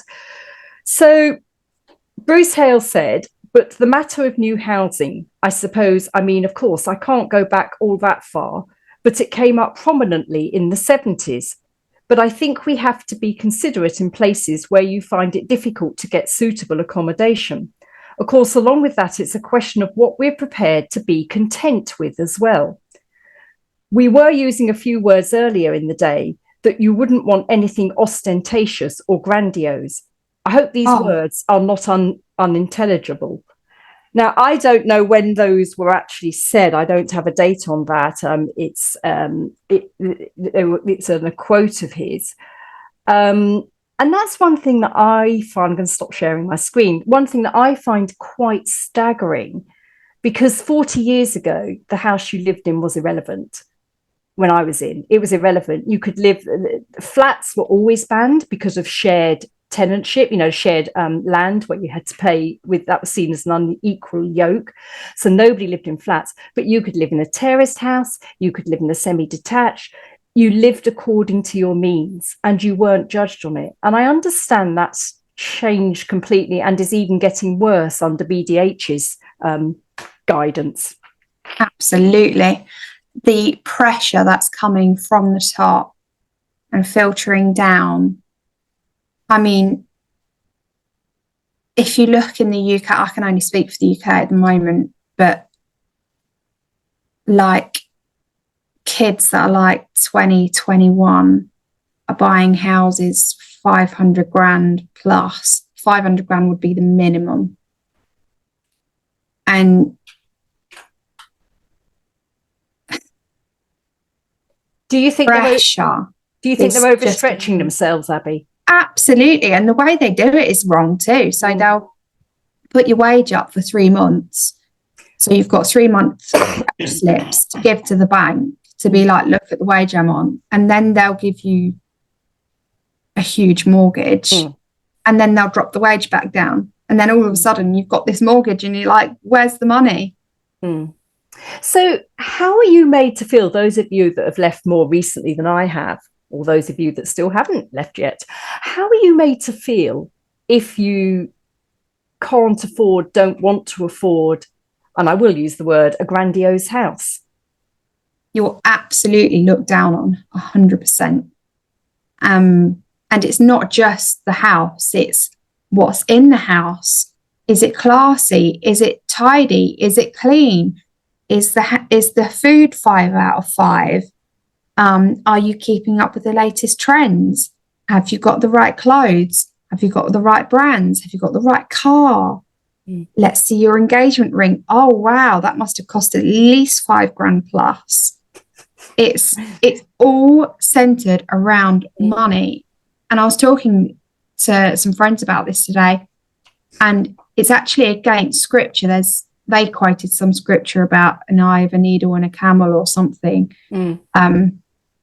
But it's actually against scripture to live a life like what we're seeing the hierarchy of the church live. It's not actually righteous. So, yeah, okay, it might be righteous in that they've got the money, but there's people that literally can't even put food on their table. One insider described it to me as a caste system. Yeah. And another story that an insider told me was about someone in the UK being ridiculed for serving Johnny Walker Red Label to BDH. Right. Because you should be only serving him like top shelf whiskey, not just run-of-the-mill whiskey. And so there's this, even when I was in, there was this huge pressure to only serve the best of the best. And you know how much top shelf whiskey costs, and if you're knocking through 2 or 3 bottles of those in a break, like that's a lot of money just on the booze. Yeah. I've got a little tip for the insider in the UK. Buy 1 top-notch whiskey, use it up, go to Lidl, buy the cheap one and pour it into the top-notch whiskey bottle. But you're right, Craig. Because you're right, Craig. Cognac is beautiful. There's nothing wrong with it. It's just a bottle.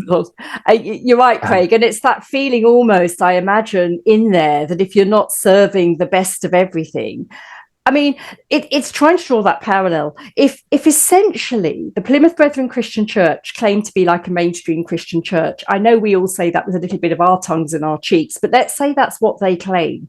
What you have materially should not matter. It's what you have spiritually that should matter.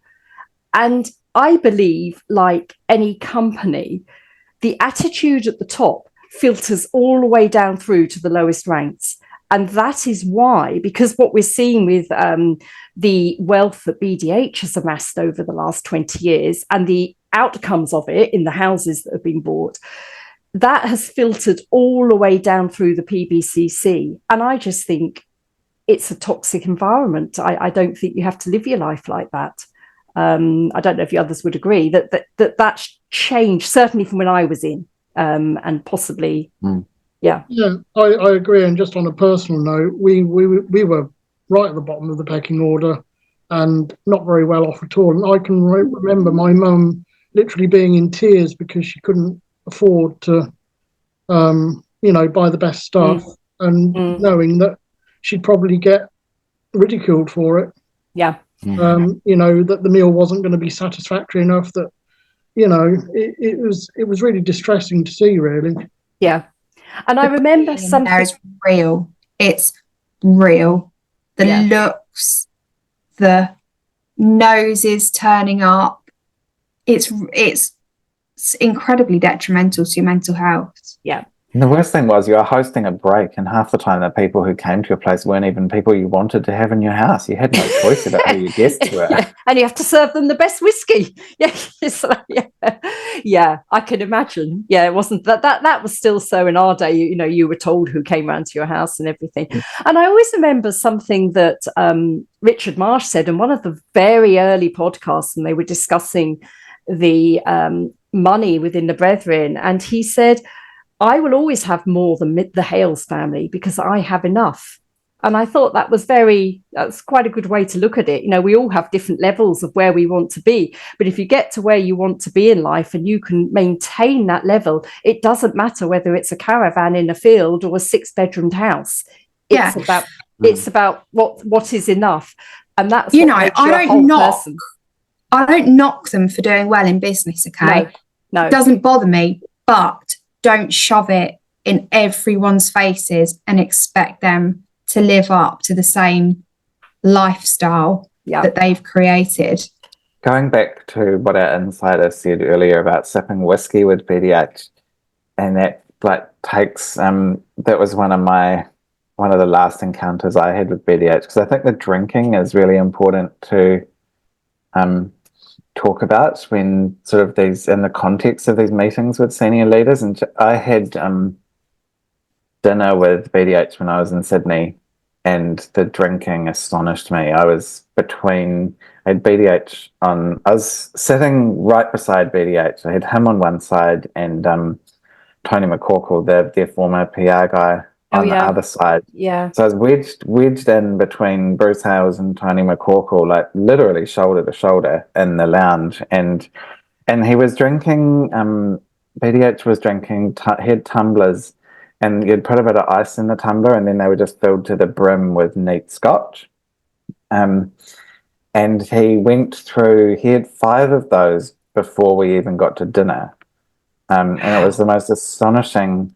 I'd seen heavy drinking in the Brethren, but I'd never seen drinking that heavy. Yeah. Did he drive home? No, he wasn't. It's been a long time since he'd driven himself at that point, I think. But he switched to wine during dinner and then carried on drinking after dinner. But he didn't seem drunk. But what really stuck with me from that night is later that evening we were standing, talking around, singing around the piano. Remember this old sing-along? Oh yeah, I remember that. Yeah, we still did them 40 years ago, Craig. I actually really enjoyed them. Yeah, they were quite. Yeah, no, they were great. They were fun in their own way. But we were standing around the piano, sort of singing all these songs, and Bruce Hales, he loved that kind of stuff. He was in his element, like belting out some hymns, the old Rugged Cross and so on. And then one of the kids in the group suggested that we sing Candle in the Wind. And of course, Elton John had been banned at that point because he was a gay degenerate, and as they saw it, and we all knew that we should not be singing Elton John songs. And then someone suggested that we sing Candle in the Wind while PDH is like right there by the piano. Yeah. And did he? There was this awkward silence because sort of this hush fell, and we all looked at PDH to see how he would react. Yeah. expecting him to be like, oh no, how about we sing a different song or whatever? And he was like, and to my utter astonishment, he was right into it, and he's like, yeah, let's sing that one. And so we like stood there around the piano, like belting out Candle in the Wind, and it was just like this moment of like utter cognitive dissonance for me. Yeah. Because we had heard over and over and over, do not sing Elton John, Elton John was, and here's BDH belting out Candle in the Wind. Yeah. Like without a care in the world. Yeah, and it made like absolutely no sense to me. Yeah. It's absolutely and not only bizarre. that, but yeah. So it just, there were so many things like that where what was said in public and then what was actually done in private were two different things. Yeah. And I have a really good example of that. My third interaction with Bruce Hales was when I called him. No, wait. I called John Anderson, and his number, and by accident, complete accident, I got through to Bruce Hales. And he said, hello? And I said, hello, is that John Anderson? And he said, no, it's Bruce Hales. Charles, is that you? Charles, is that you? As if I was like his son. And I said, no, it's Abby Jones. Oh, I thought you were Charles. And he was like, I thought there was something wrong. And I said, no. And he said, how did you get my number? And I said, I was trying to ring John Anderson. And he said, what's wrong? And I said, oh, my friend, she's gone back to New Zealand and I think she's going to leave. And I'm worried because it's her cousin. And we went over that. And then he said, how are you getting on at school? And I said, I'm really struggling, to be honest. The bullying there is awful. It's worse than I've ever had, even in the UK. And he said, I'm sorry about that. We'll get you down to Archway House. You know where Archway House is, don't you? And I said, yeah. And he said, come and speak to me down at Archway House. So I think it was a Wednesday, he said, and he said the time, and it was after school, so it probably was about 4:30 or something. So I went down to Archway House, which we were living opposite Sydney Room at that time, so it's just down the road. And I got to Archway, and Bruce Hales wasn't there, even though he said he'd come and speak to me personally. And instead, Gareth and John Anderson were there. I'll rewind a little bit. He said, the bullying will stop once you get in the clear and have this meeting at Archway House. So I went down to Archway House and spoke to Gareth and John Anderson. And Gareth, I went over what I had to get in the clear about, which was mainly non-brethren music and a couple of boyfriends. And not that I had anything to get in the clear about, because I was just like 15 and just a normal teenager. And I said to Gareth, it's really weird to me because in the UK, no one is allowed pre-recorded music. And yet I've come over here and I've gone to Sydney School and everyone has got earphones in and with their MP3s and they're listening to music, like even during class. And he said, yeah, we have a bit of an issue with kids and music over here.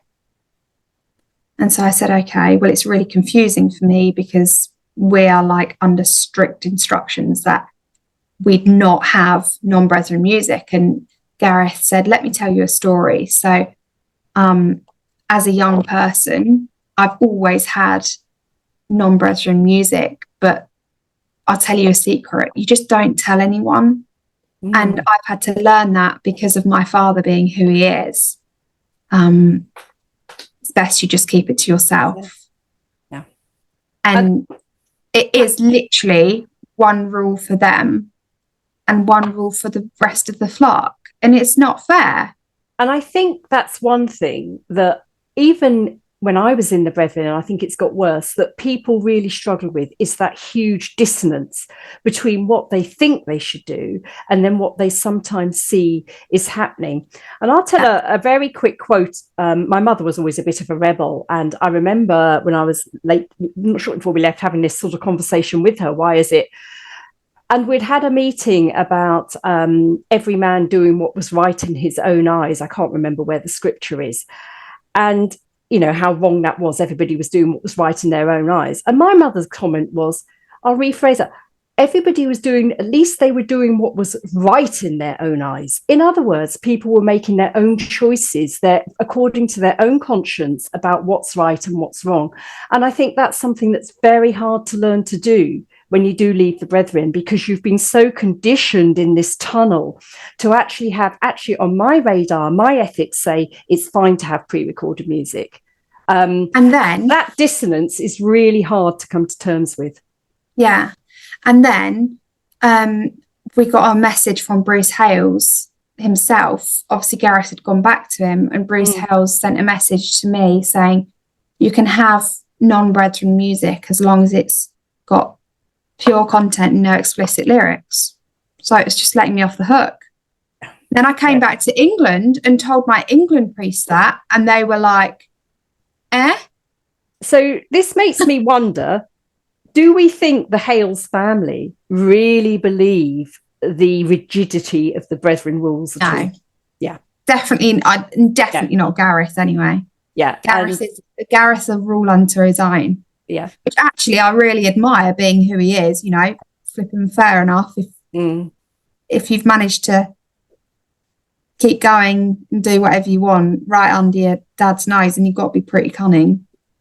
This is not a new thing for the Haleses. I mean, and BDH himself was just as flippant about the rules when he was younger. Yeah. So my great grandfather, Johnny Wright, was close to John Hales, and through the 60s, you know, the Wrights and the Haleses, they went over to Sydney, stayed with the Hales family. The Haleses came to Christchurch and saw the Wrights, and so there was this interaction between the two families, and I remember my great uncle telling me, he left in the 70s, and I remember him telling me about Bruce Hales coming to Christchurch as a young man and coming to I think I have the quote. Yeah. So Bruce Hales, BDH, was in Christchurch, and they asked him to take the meeting, and it was all very, you know, one of the Haleses here, so on and so forth. And then my uncle wrote, it was one of the lighter moments to see and hear young Bruce making a damn good fist of aping a visiting brother. Afterwards, we shot off to a nightclub and got thoroughly pissed. Yeah. And I think that is a good example of how BDH and the Haleses more generally have been very good at talking a big game about the Brethren rules, but what they're doing in private perhaps doesn't necessarily match up with what they're expecting of others. Yeah. Yeah. And there was something else I wanted to go back to. You touched on it, Abby, when you were talking about how young people in the Brethren have their wages bumped up for 3 months or 4 months in order to get a mortgage, in order to buy the type of house. And thinking about Brethren wages, now there's been a lot of talk of disparity between the wages of a Brethren member and the wages of a non-Brethren member within a Brethren business. Do we think this is something that Bruce Hales is aware of and would encourage? Of course. Look at UBT. He's over everything at UBT. You absolutely know. Yeah.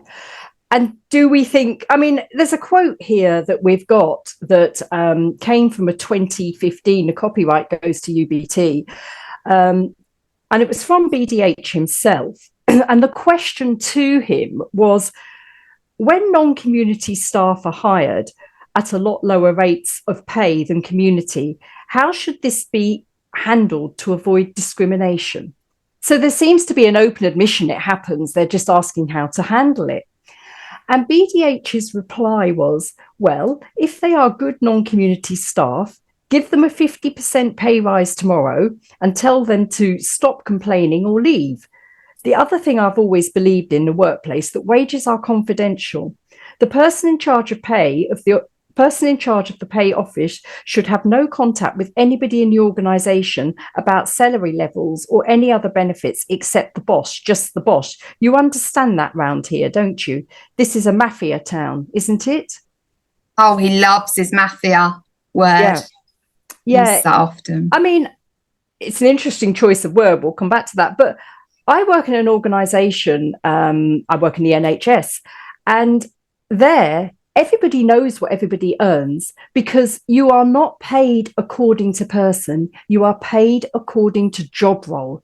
So if you apply for a job role, it is worth X amount per. You have different point scales on there, but it's worth X amount per year. So the job is assessed, not the person. And I think if you go around in a business assessing the person or the person's needs, you're going to discriminate, aren't you? And and that's something else that, again, you'd want to say to insiders. You should be paid according to what a job is worth, not according to what your needs are, because that's a bottomless pit, isn't it? Your needs can go on up and up and up.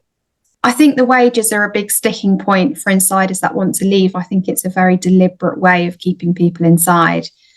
Because if you look at your role equivalent out here, you're paid like half the money. And because that's what the job is worth. I remember talking to one person who was leaving, helping them leave, and they were in a basic like office sales role with no degree, like no qualification, it's just like a basic on the phone role. And they were on 96,000 New Zealand, or just under 100, plus a company car, plus living at home rent free, plus bonuses. And so when they left, they wouldn't apply for any jobs that paid less than 100 grand a year, because in their heads that's what they thought they were worth. And it's like you have no qualifications and no experience other than this like phone sales role. And as Abby's saying, like you're worth less than half of what you think you're worth. Yeah. And that's a real, like, it's not just a financial blow, it's also, I think, for a lot of people who leave, an ego blow to realize that you're not as good as you thought you were. Yeah. Yeah.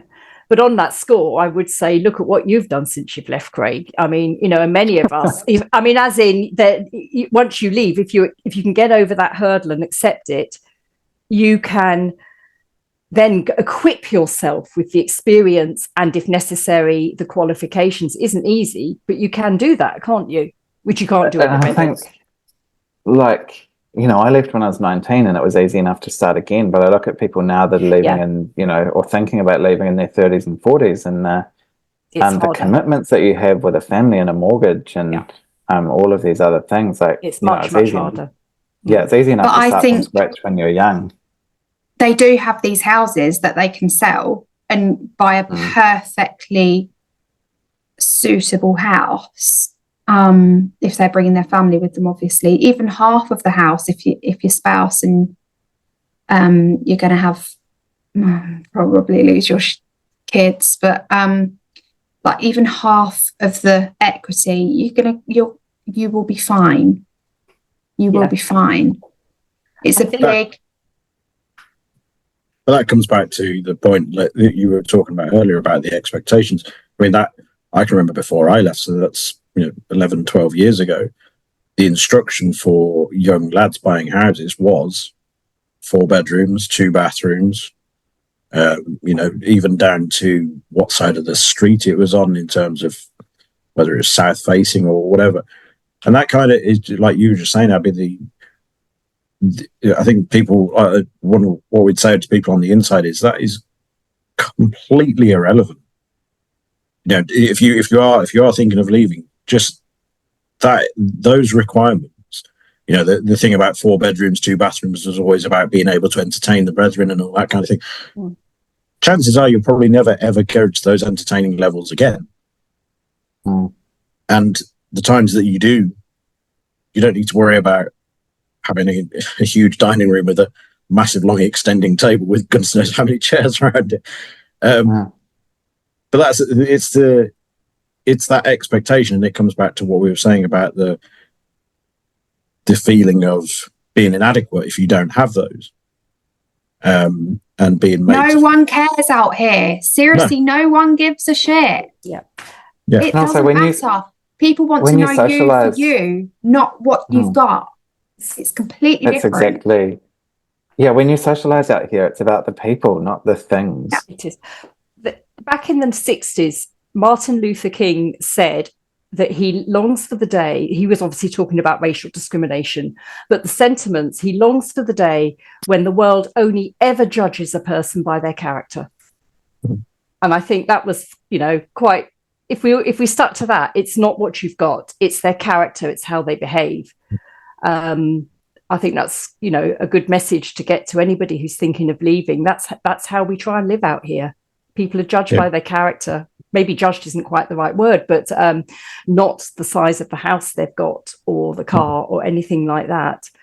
But these things are obviously important to BDH. I mean, his external amassing of wealth is probably testament to that. And I am quite curious about this word mafia, where he said in that this is a mafia town. Do we think that was a flippant giveaway, or do we think that, for those that perhaps know him better than I do, that that's how he thinks things are? We're speculating now, I appreciate that, but they have a setup like a mafia, in my opinion. They have the hierarchy, they have the money, they have the power, they have the brainwashing. They've been known to use, there's been proof that they've used criminals to frighten women, especially that have left. But even if they don't go, I mean, the mafia are renowned for basically, maybe this is me watching too many mafia films, but shooting anybody that disagrees with them. But even if the Brethren didn't go to, or Bruce Hales and his followers didn't go to that extreme, the threat they use is excommunication, isn't it? It's there. It's like which is a wonderful title for a book, I think, Craig, but excommunicated. But it's there. It's like that's the threat. Excommunication equals losing potentially everything. And Bruce Hales in a recent white book was speaking to a guy from Argentina who had been held up in his house by, I suppose, criminal gangs in Argentina. And Bruce Hales went over, well, actually the ministry, it was edited out of the ministry, but he went over that he's researched what guns he would buy, and he's narrowed it down to a $950 gun. And I think he sees himself as a bit of a gangster. I mean, you're literally talking in church about owning a gun. Yeah. But that other reference from those London fellowship meetings, I think it was, where he said he would rather people came over and had a sword fight with him than wrote letters about what they thought. Yeah. Yeah. And I always thought it was funny, the idea of like BDH, and we all know what he's like physically out there with a sword. A sumo wrestler with a sword. That's quite an image, Craig. Yes. And then obviously we've got the Rat Poison ministry. Yeah. So it's all really graphic. Yeah. And wasn't there a reference to mafia in a phone call that Ben Woodbury had as well, wasn't there? I was gonna bring that up actually. Yeah. So I think it's quite interesting, just to think about the language that's used by BDH, when he says about the mafia. The thing is that then the young kids and all the rest of the followers take that up and think it's the norm to speak like that and use that sort of language. And as you say, Jackie, Ben Woodbury got a death threat from a kid who was from one of the high up families in there. We can't name them, obviously, but in the phone call, Ben asked who was calling him. Ben said, who's calling, and the person said it was the mafia. Yeah. So yeah. Which again, what's said at the top will filter through the ranks, won't it? The rhetoric that's heard at the top will filter through the ranks, and that's quite worrying. And you don't know how many people, and this is why I felt particularly keen about this podcast. It's trying to get across to my family inside, and probably all your families inside, what is really going on behind the scenes, because a lot of all of this would be hidden, wouldn't it? The money, the comments, the how people are treated would be hidden from most of the brethren, I guess, would it? I don't think they've got any idea what's going on. Yeah. Not a clue. Do you think that the ordinary lovable brethren, our families, would have any idea of the kind of wealth Bruce Hales has amassed and how he's amassed it? I don't think No, when I was in there, we knew that he was well off, but that was touted as his business success. And if we all follow his business advice, we too could be rich like him. Yeah. So I think people knew he was well off, but what there probably wasn't was, at least when I left, which is 15 years ago now, there probably wasn't so much awareness of how the Brethren system had been manipulated to deliver profit. Yeah. And that's the bit that really worries me for people I know in there, is the system seems to be now, from, like Steve Simmons' podcasts and other things that have come out, the system now seems to be manipulated to effectively end up back in the Hales dynasty somehow or other. The other interesting, sorry to interrupt. No, go ahead. BDH often, I remember there being talk of, BDH saying, when Aberdeen happens again. Do the rest of you remember that too? There was this fixation on the next Aberdeen and who's going to stick with BDH when the next Aberdeen happens. And I often wonder, like, you see what's evidently happened in Barbados and so on, where BDH thinks this next big split is going to come from, what's going to cause it, and whether it's just going to happen or whether it's something that he would try and engineer. Because the way and the way they've set it up now is all of the, the schools and the halls and so on all stay with BDH. And so if you could clear out half of the brethren worldwide who didn't fully believe in BDH, you'd keep all the property on your side. You'd make an absolute killing.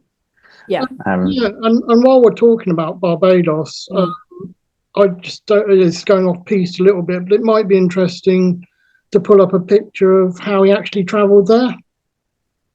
So we understand that BDH has recently been in Barbados, hasn't he? Is that correct? I think he's back, and he was ministering to the brethren there. Now, again, I know I keep talking about my day in the brethren, but it's perhaps just to draw a contrast.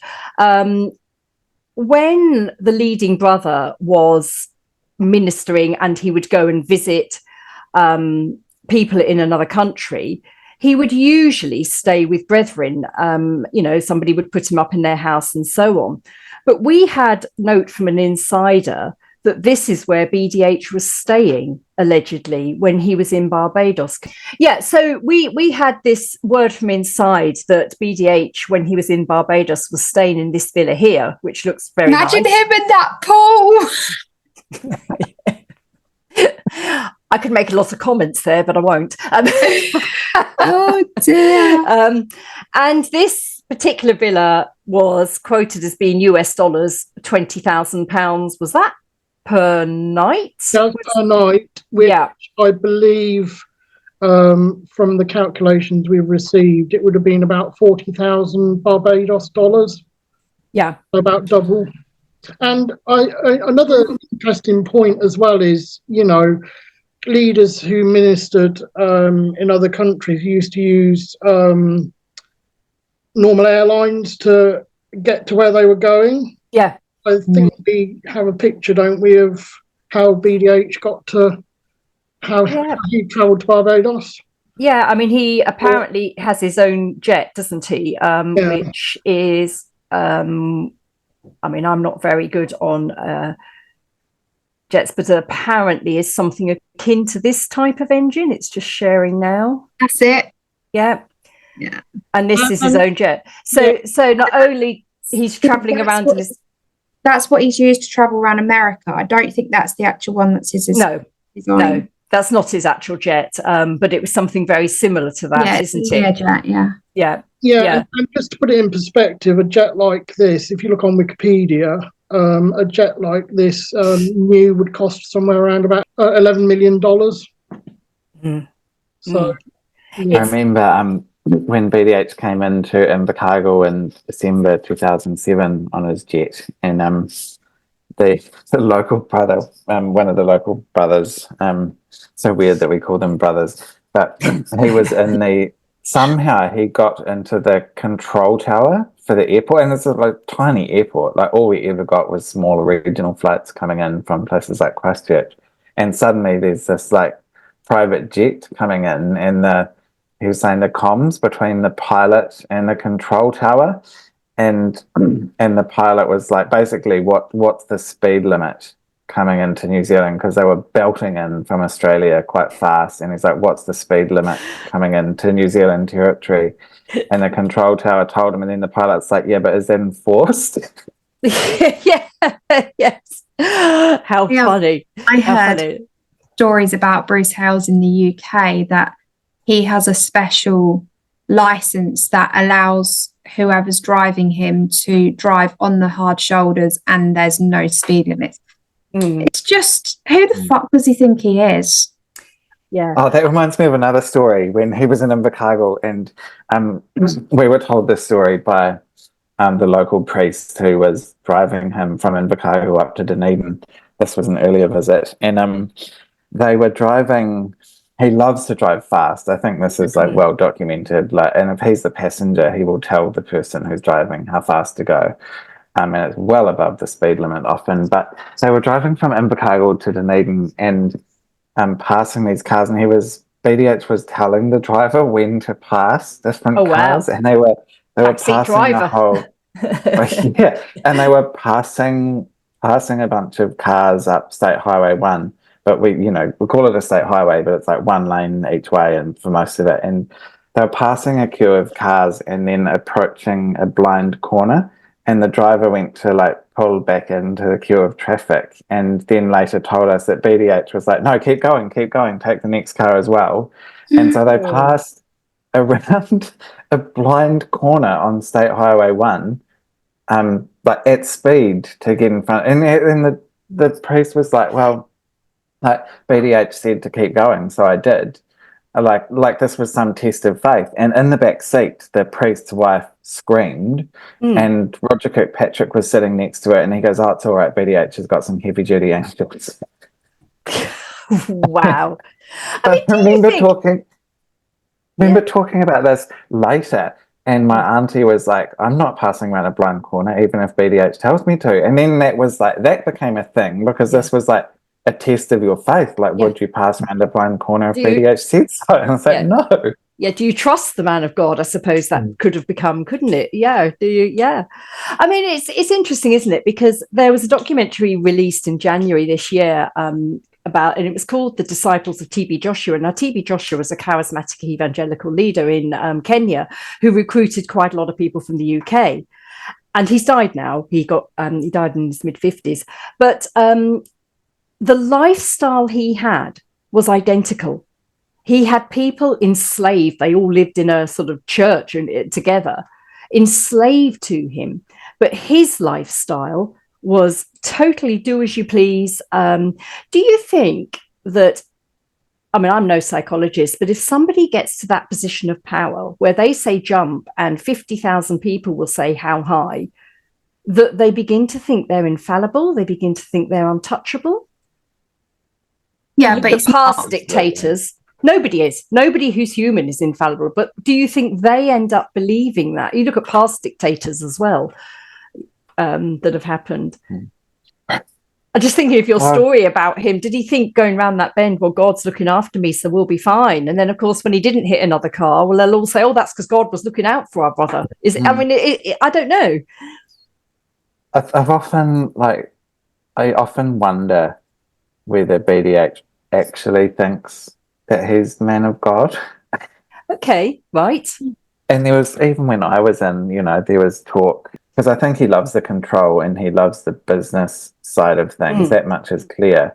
But, and I remember when I was living in Sydney, he seemed reluctant sometimes to be a moral leader. I don't know if you experienced this when you were in Sydney, Abby, but he was like not always very keen on taking the meetings and not always. But it was orchestrated bullshit. He'd be like, they'd ask him to take the reading, and then he'd be like, no, I think someone over there should, and then he'd refer to someone, and they'd pander to him and be like, no, Mr. Hales, we'd love to hear what you've got for us. And then he'd be like, and it so I was in Sydney on one of the rare occasions when someone else did take the meeting when BDH was there.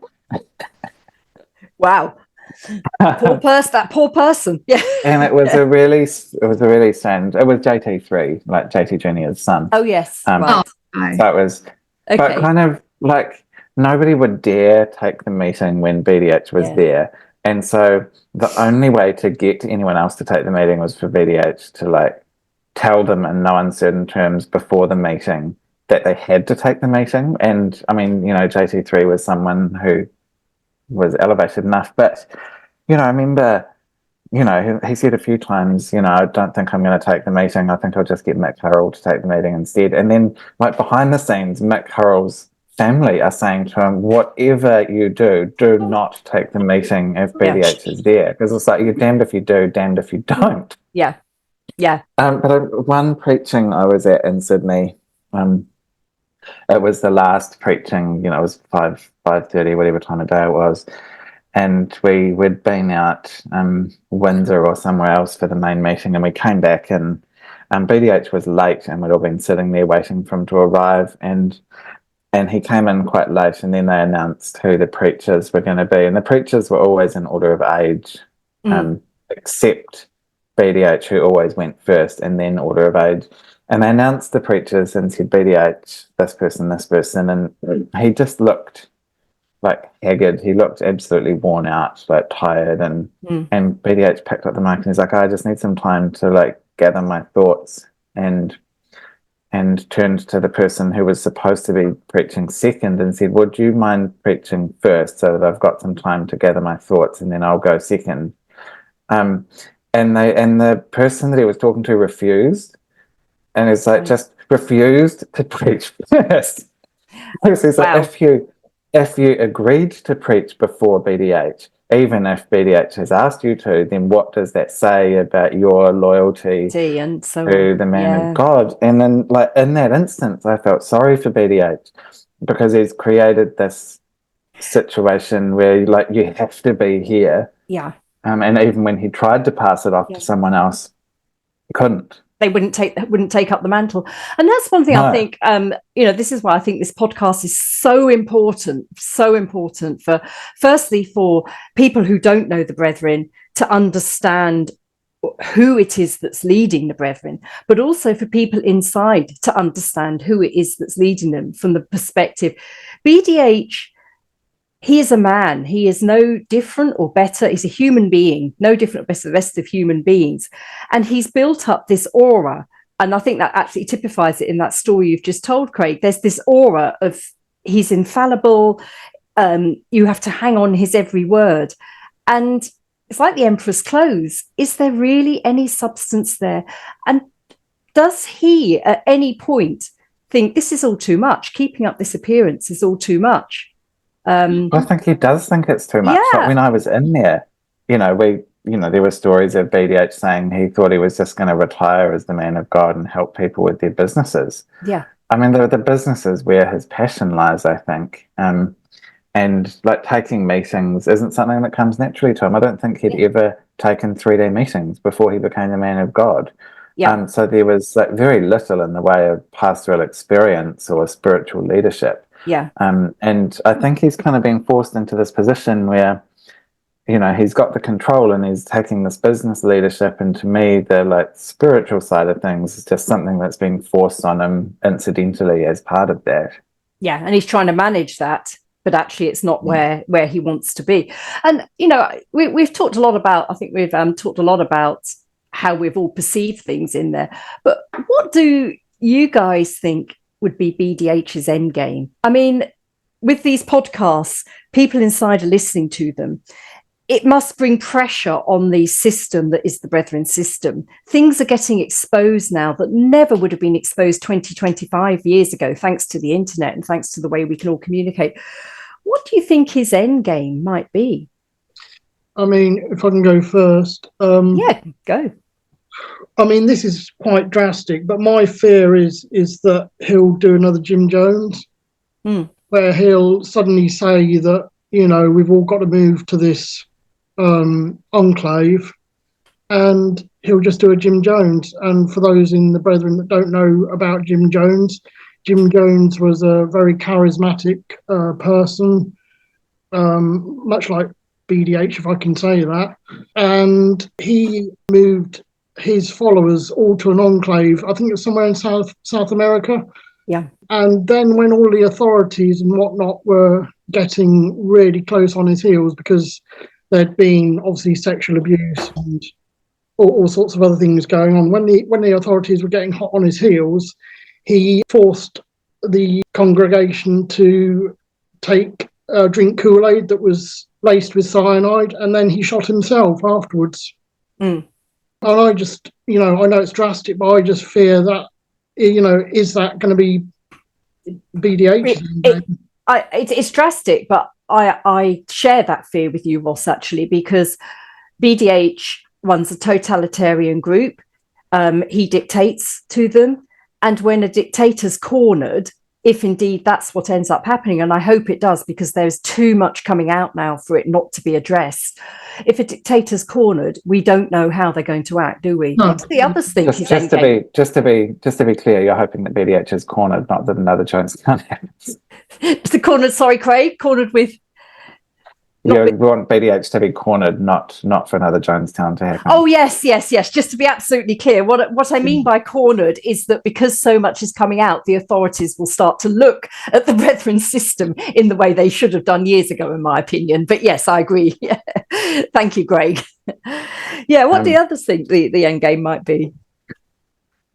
I think what Craig referred to earlier about creating another Aberdeen, which, you know, creates that those who are blindly loyal to him and have no questions.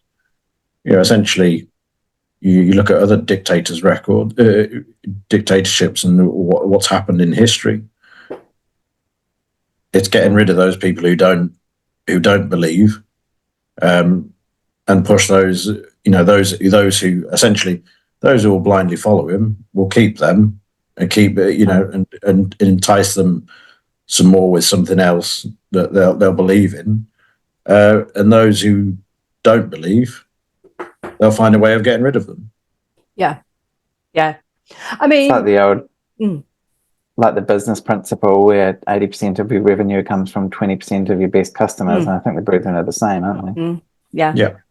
Yeah, they are. Yeah, I think that the wives are going to be the issue in the end. Because they're so loyal to Bruce Hales, and his, like most wives, fancy Gareth Hales. And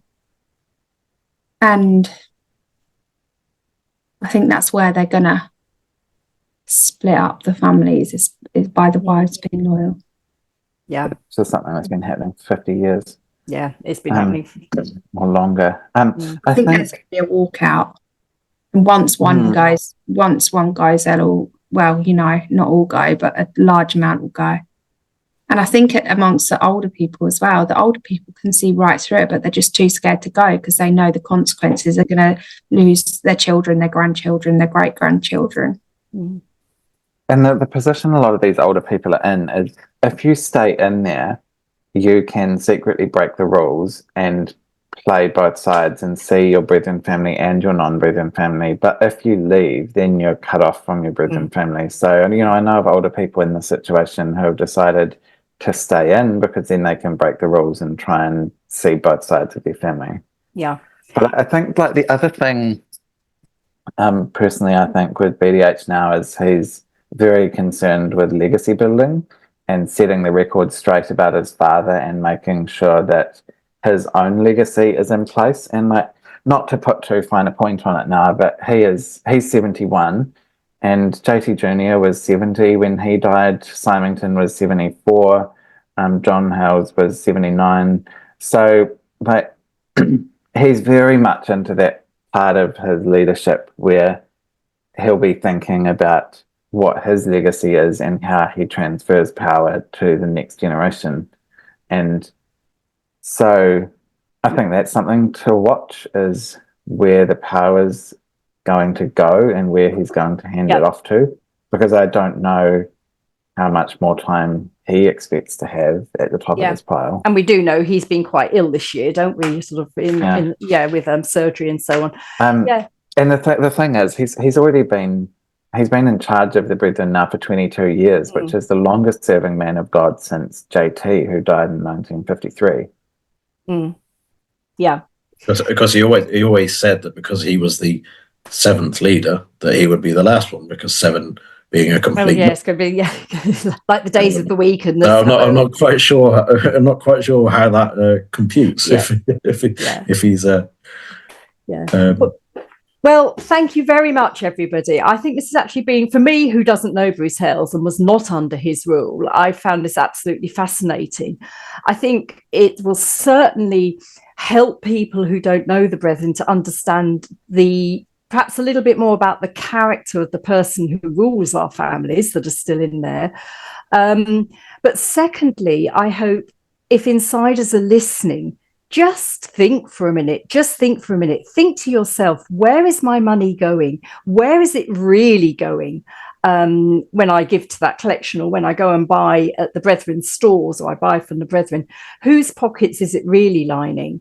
And is that how a church should be?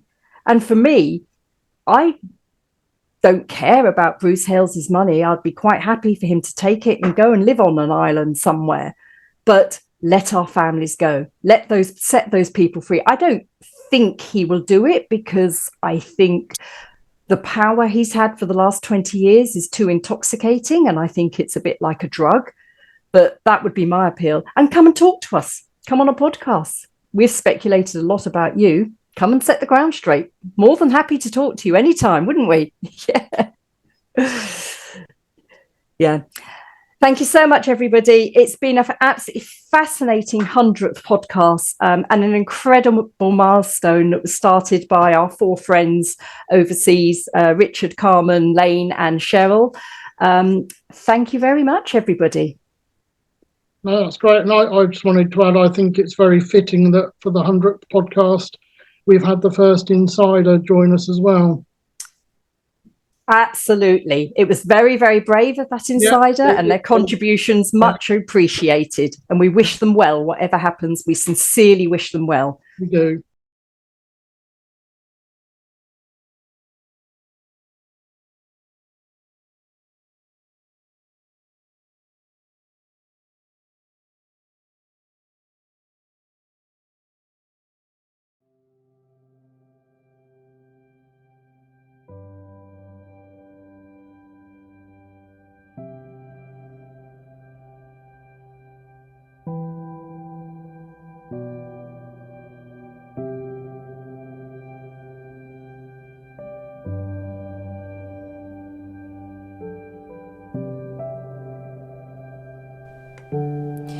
If you're in a high-demand religious group and need help, please go to oliveleaf.network.